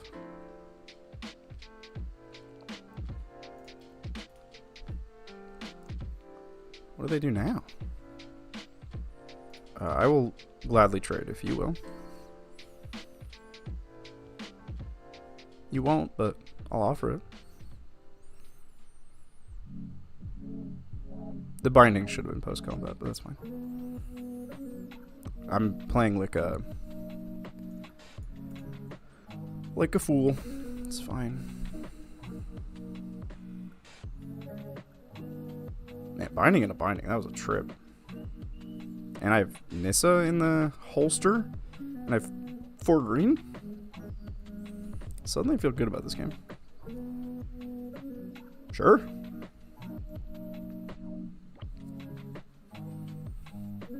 Yeah. Love it. I have 2, 4, 5, 6, 7, 8, 9 mana. This is 7. That would be 10. I would need an untapped land to do what I want to do. Man, they just draw so many cards. I want to lock down and cast Nissa and destroy one of these caregiver's talents. Care. Some flavor of talent. Talented talent. I think big Nissa is more important than the lockdown. This is a 3. It can go up to a 5. Nissa would be at 6. So in theory we're fine, but in practice wouldn't take a lot to kill my Nissa, and I really don't want to lose my Nissa. I might have to though. What can I draw? I can draw Get Lost. I could draw an untapped land. There's a lot of things I could draw here. That was none of the things I needed.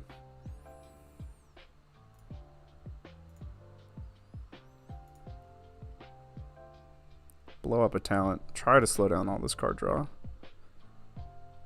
What? Oh, it was on board the whole time. So they can't kill my Nissa. Poopers.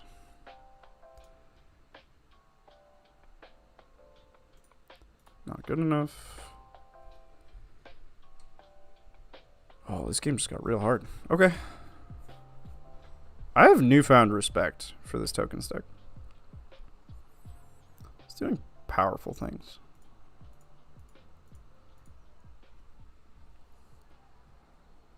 Yeah, so they can animate this incubator token and then level 3 the caretaker's talent. Yep, that's what they're doing. Wait, what? That, no. Opponent? No. You're, no, now you can't. No, opponent, now I keep, no. Opponent, no. Come on. You can't kill Nissa now. This fish is tiny. That's 5 damage. I still have a Nissa. Wait, opponent, come on. Opponente. You didn't kill the Nissa. How did you what?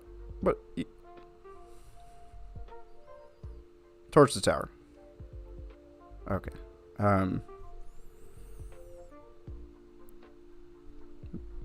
still don't think that was the play. Like, I understand where you're coming from. Not it. I have more lands and more cards. I have less life. I could get tokens off Beza, but I think I have to cast Lockdown either way.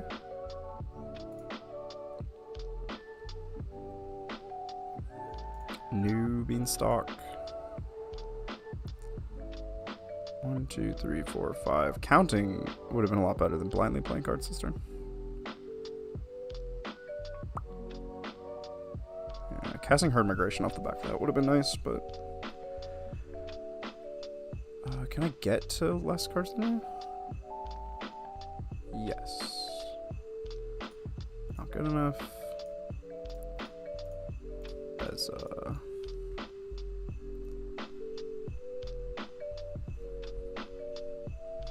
Not a bad spot. Whoa, I have 26 cards left? How have I drawn so much? This deck's absurd.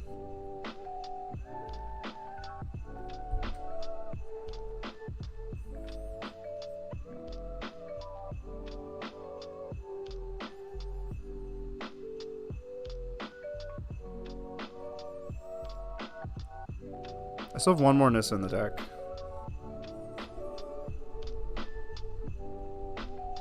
Could hit it off of Traxa. Counter Beza.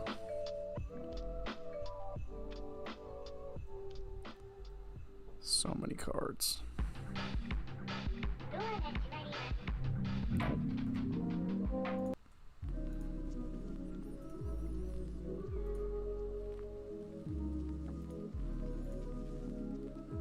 Make fish?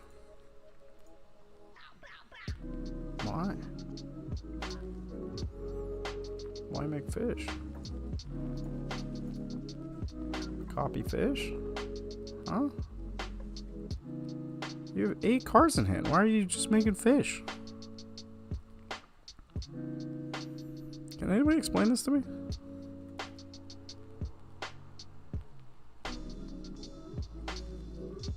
I mean, I'm not reading chat, so don't explain it to me. But, like, why?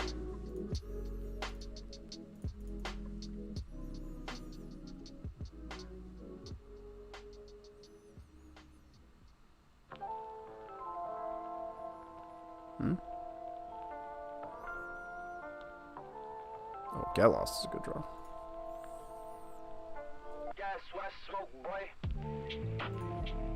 Was not expecting that audio from Chill Music. 2, 4, 6. One short of Herd Migration. No cards for you, sir. Wait, did I choose the right one? They're the same.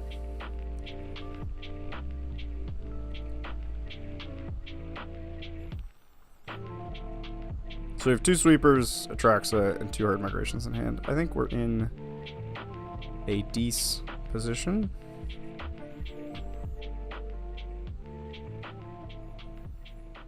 You get back a Forge.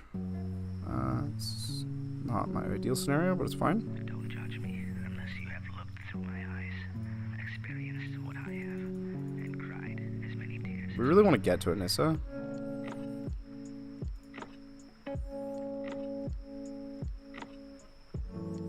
Is this guy just not playing the white version? Oh, I'm down 3 minutes on the clock. That's not nothing.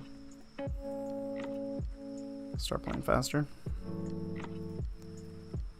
Your bun is huge. It's a huge bunny.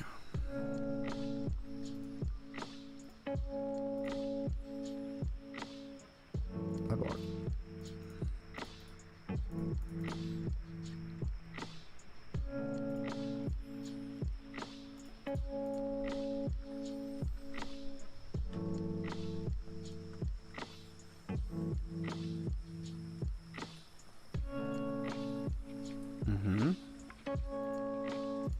Yeah. It's all fine.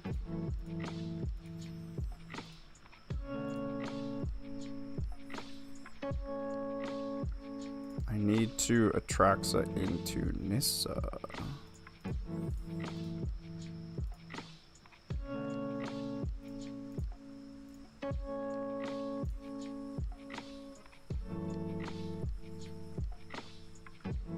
Okay, we have almost every copy of her migration in hand. That's good. I like having a playset of cards in hand. There's the Nissa. I already played land for the turn. Lockdown's good. Puts me to 7. And I am genuinely at risk of decking myself. Oh, Get Lost. I do want to Get Lost, and I will cast it right now.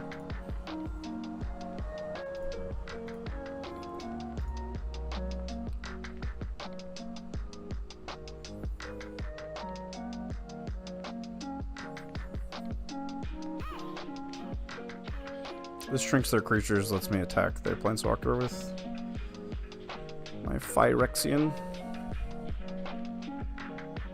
Even if they can't afford to crack Carrot Cake, but even if they could, they would have 3 1/1s. 1/1 Bun Buns. I imagine they have an answer to Atraxa.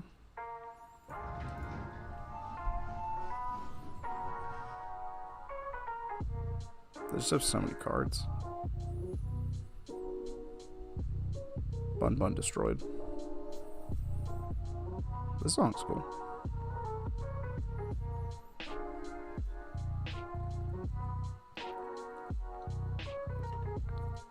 Okay. Yeah, you helix my Phyrexian Golem.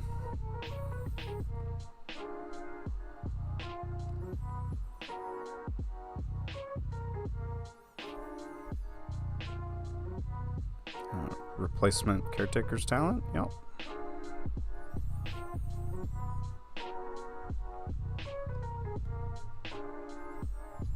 I only have 19 cards left in deck. They have 27. And I'm down 2 minutes on the clock. But I do have an Atraxa that it appears they don't have an answer to. Copying a Lifelinger? Okay. You were going to draw off of Urabrask's Forge. Get Lost on Atraxa? Yep. It's not too much of a surprise.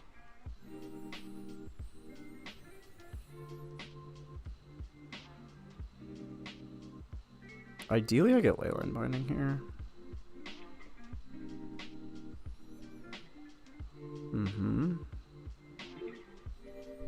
I think their whole hand is removable.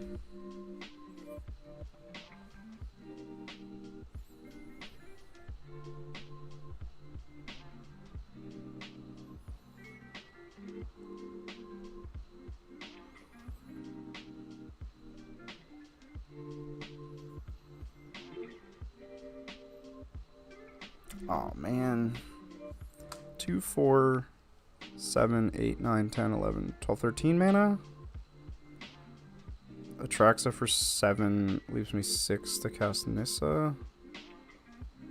5 if I hit the Leyline Binding I want.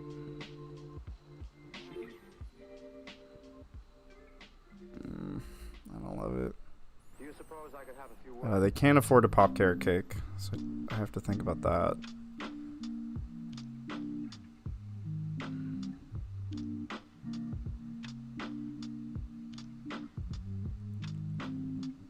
Oof. This turn's tricky, and I don't have a ton of time. I can Sunfall Nissa. Let's cast Nissa.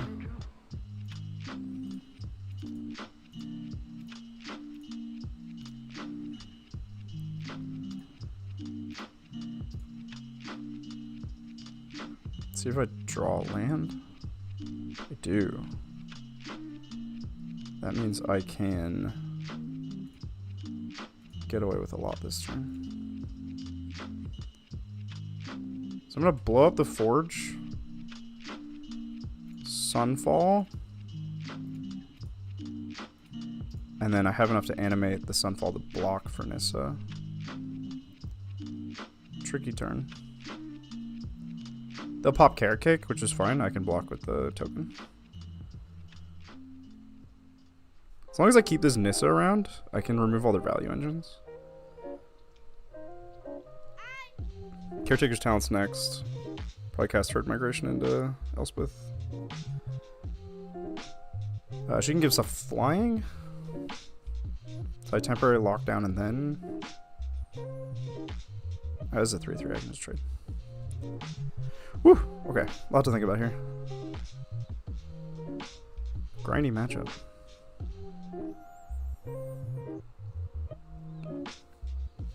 $16 cards in deck.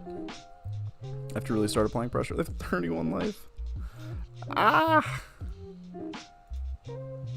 Oh no. That's really bad.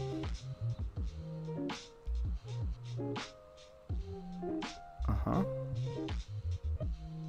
Did not realize that Elspeth Ultimate was so darn tootin' good. Nissa will take 3 and live. Blow up Forge again. Yeah, you have another Bun Bun. You have so many Bun Buns? Kinda jealous, bro. It isn't sad when you get hurt so much. You can finally say, I'm used to it. Oh, she takes 5 and goes to 1. Oh, can you pump two of them up to... Jesus. This is so much. Okay. This deck is nuts.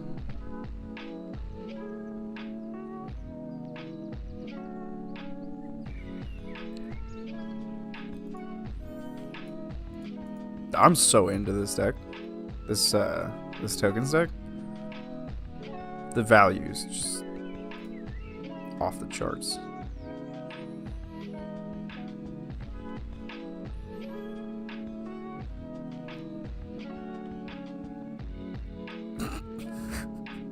The 1/1s are gonna be 7/7s. This is crazy. What does one do against such reckless hatred? So you make 2 Urbrask token. I'm dead. I'm dead on board. If he attacks me and not Nissa, I die. Jeez. That's wild. I choose to block Bun Bun and die.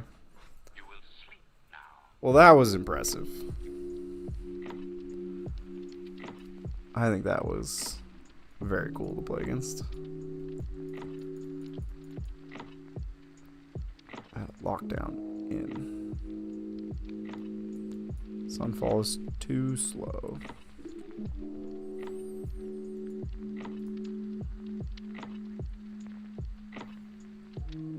Oh, I'm making a call. Not gonna answer that. Archangel is too slow. Oh, let's see what chat had to say.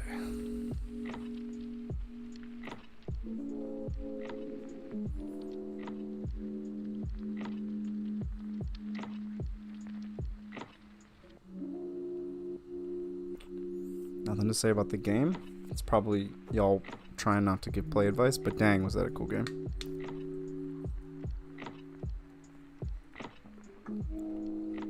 Oh, I need another drink. I ran out of soda pop. It's my gamer fuel.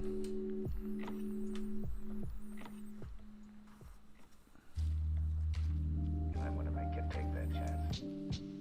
Man, seeing that deck pop off was awesome.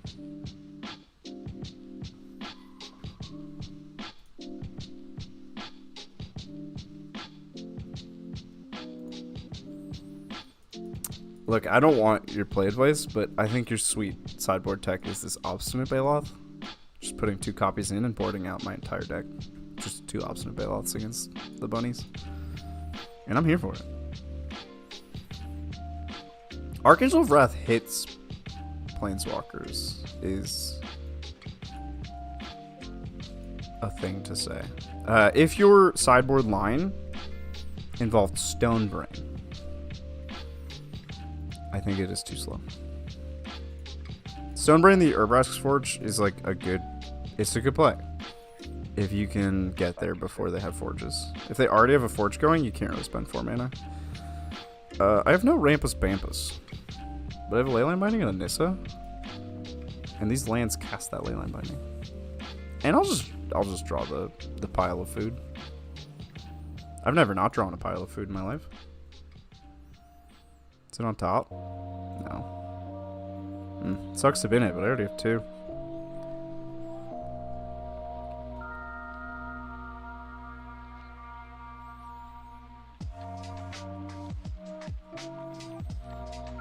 My portico is so lush.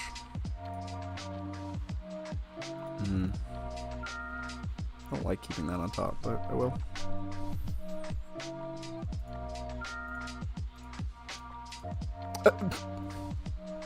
I don't even know what you take here, man. Why?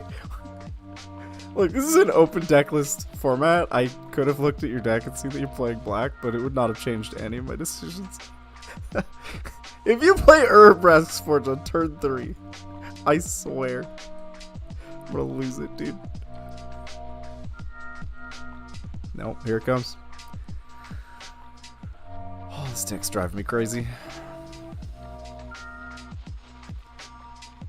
That's why I took the binding. Makes sense. Makes it. Hey, look. Game respects game. I get it. Oh, I got fish now. You can't stop me. I'm fish man.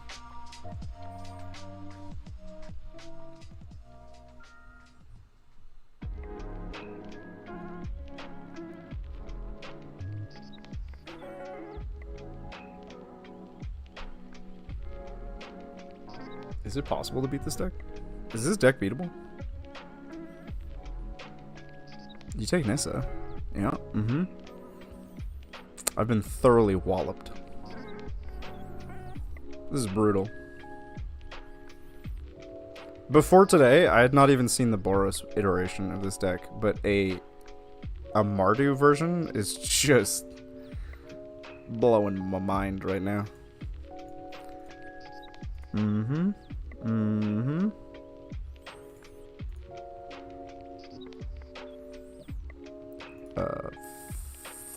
Fish.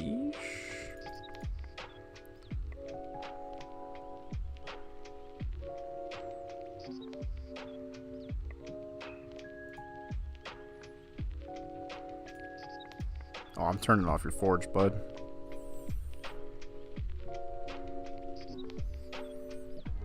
You can't even duress it. It's on the top of my deck, and it's not a non-creature.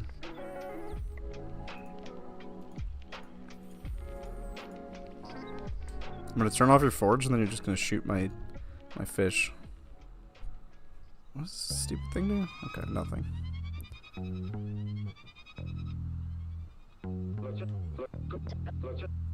Take 3. Just go about.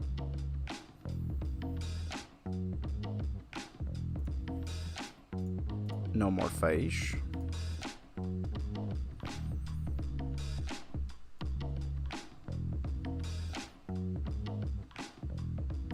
What does level 3 of this thing do? Brings back our Rescue Forge. Cool. That's why Builder's Challenge in the deck.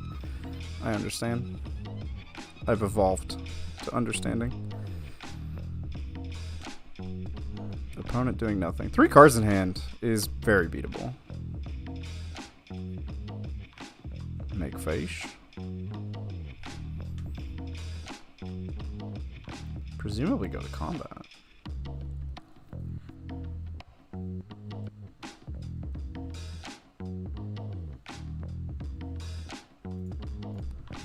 I have words to say about that.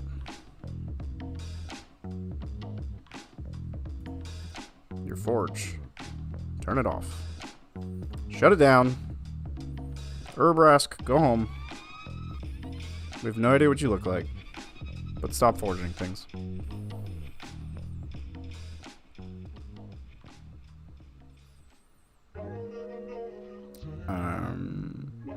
Yeah, your forge is back online. Why are you playing Archangel of Wrath in this matchup? This doesn't make any sense. I lack the understanding.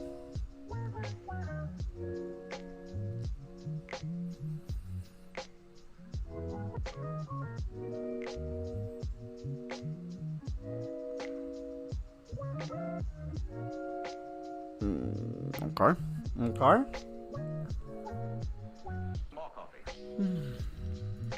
So I have to do this. I have to lock down now, cycle a herd migration for a 7th land to play herd migration next turn, and then just start racing. I only have 2 cards. It's winnable, but it's not looking good.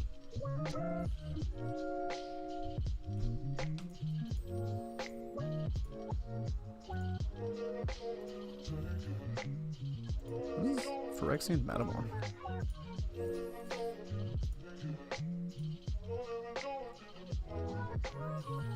Oh, this hits the builder's talent. I didn't realize.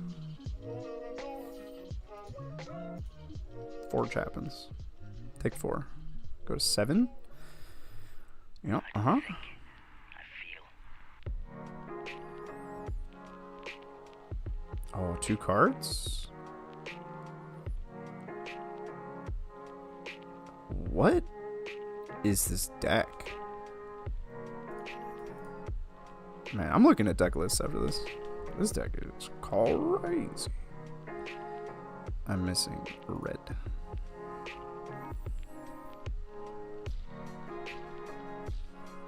Make a samurai.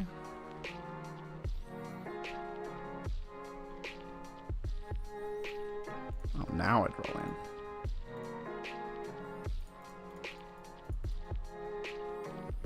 I don't even think this herd migration is good enough.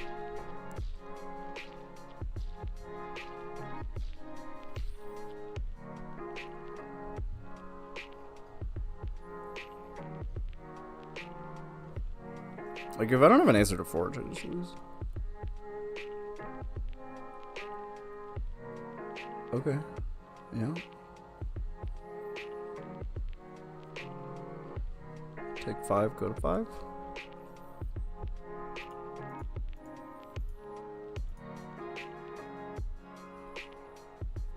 Why wouldn't you pass it before? Okay, I would have played that differently.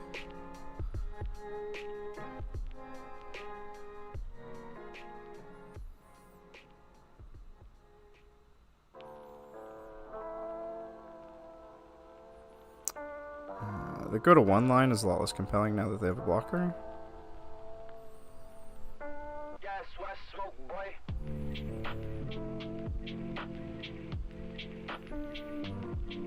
This is looking grim, folks. I think we might be out of this event. But this deck is sick. I love all the things they're doing. Oh, that's so cutie patootie as well. Dude. That deck is awesome. What about a redraw? Let's try again. Ooh, a land. Okay. Alright. Hey, we're gonna go down fighting.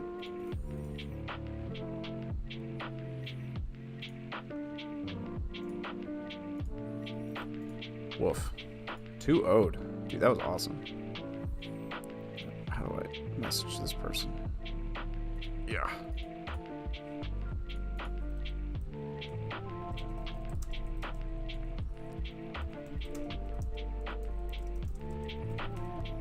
Alrighty.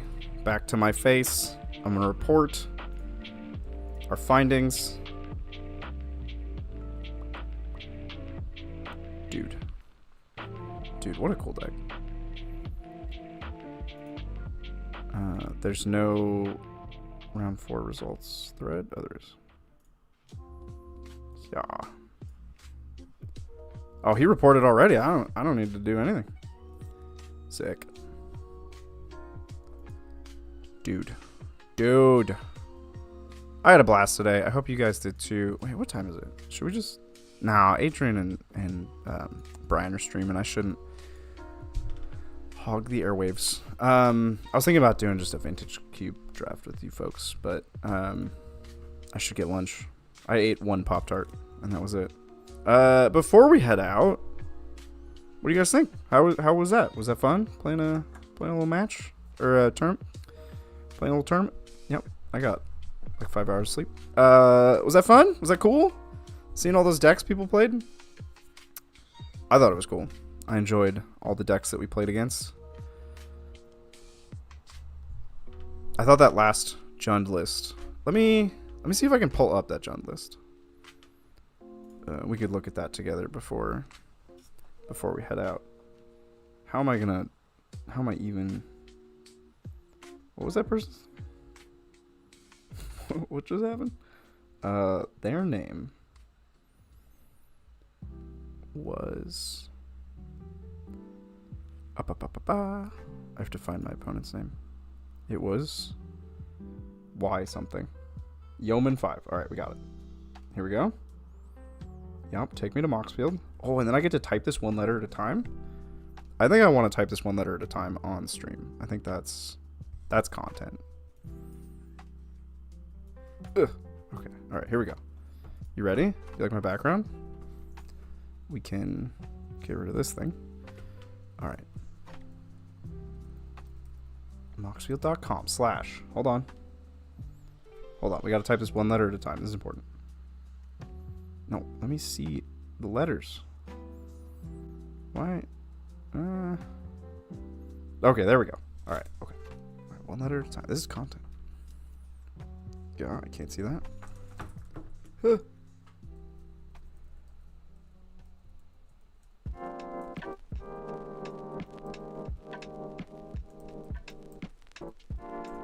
Nailed in one.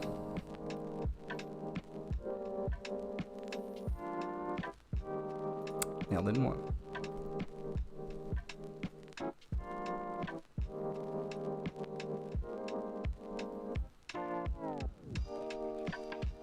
Okay, what did I miss? Dex?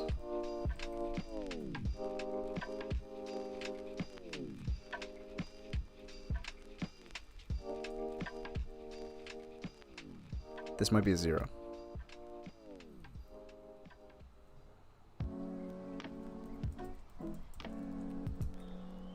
Oh, it was a 0. Okay. Yeah, I'm totally rooting for this person to win.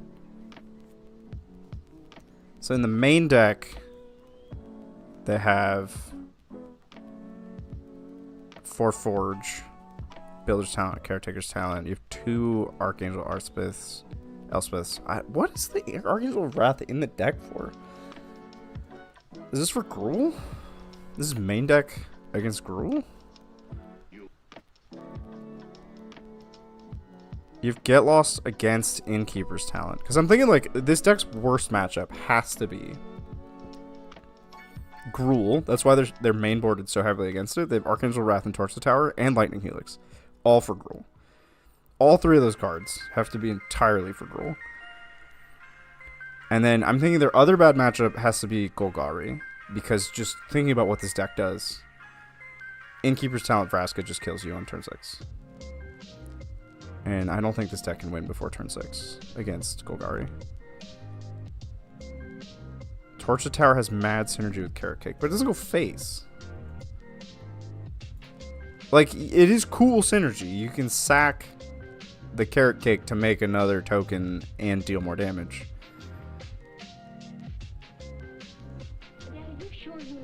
I mean, the Duresses won them the match, though, Sam. Like, if they didn't have double Duress in game 2, I blow up the Forge and then they have nothing. I think the Black Splash is actually very compelling. It's for Archangel of Wrath to have both color kicker. I think the sorceries the Sunfalls are hilarious in this deck. Like, it's a go wide aggro deck that wraths itself. Like, I think that's awesome. The Builder's Talent to bring back the Forges is amazing. It's like, it's representing understanding of the meta and that everybody's running Enchantment Hate. Although, the best Enchantment Hate is Exile. The, one in a green has kicker, one in a black. Exile's an enchantment or artifact, and then if you kicked it, it's any permanent. I should know the name of that card, but I don't. So this isn't amazing, but I like the inclusion. I think it's cool. It's a lot of mana to get all your 3s back. Terror Sunder. Yes, thank you, Sam. And then in the sideboard, we have a Braid for the Mirror. Destroy Evil for Innkeeper's Talent. Duress is just hilarious. 4 mana Jaya. Dude, they have so much enchantment removal. We got 2 Laurens, 3 lockdowns for Why would this deck ever play Lockdown? Mirror?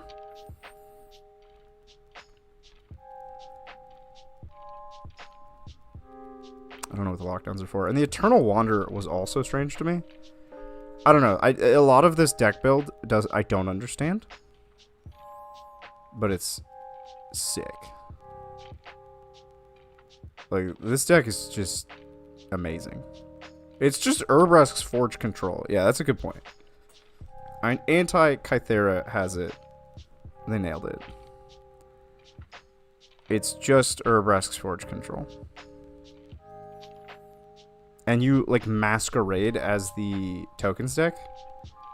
And you get people. And I was playing open Decklist and should have just looked at their deck and known that it wasn't the token. I was playing against... I thought it was just token deck. But this is awesome. I think this is super cool. The ultimate on Archangel Elspeth is just... It's awful normally. Like, you think you play this Planeswalker, you uptick it twice, you somehow don't take any damage, and then you ult it to get rid of your Planeswalker and just bring back your 3-drops. Underwhelming. But when you're getting back Urbresk's Forges and Caretaker's Talents, that's a banger.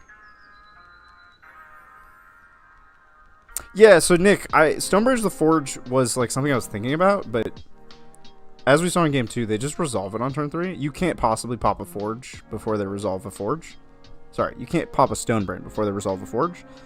And they only really need one. And if you spend a whole turn cycle exiling the rest of their Forges, I think you've already lost. You're so behind on tempo. They're going to draw so many cards off the talent. This deck doesn't play Virtue of Loyalty. So it's actually threat short.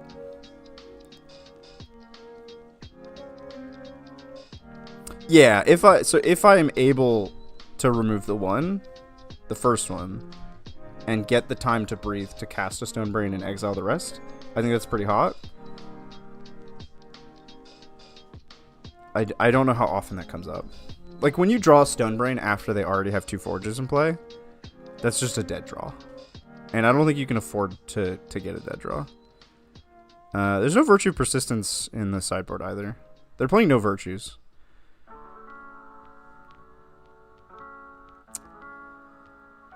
Yeah, maybe I was supposed to put in Stonebrain.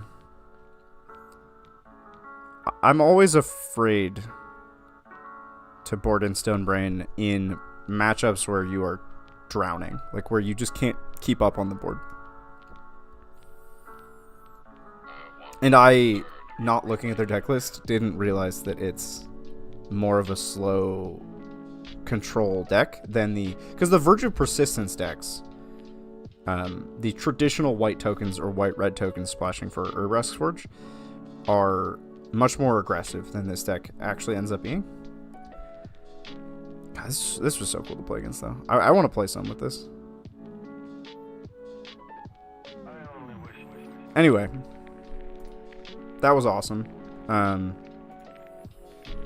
really enjoyed this experience. I'm looking forward to doing more of these. They run one a month. I don't think I'm going to play in the next one. It's Duel Commander, D-U-E-L Commander, as in, like, we are dueling. It's 1v1 Commander. So I'm not, yeah, I don't know if that's the format for me. But the one in November, I might do, depending on when it is. I might be in Japan at the time. Hard to say. Anyway, this was awesome. Thank you so much for joining. I had a great time.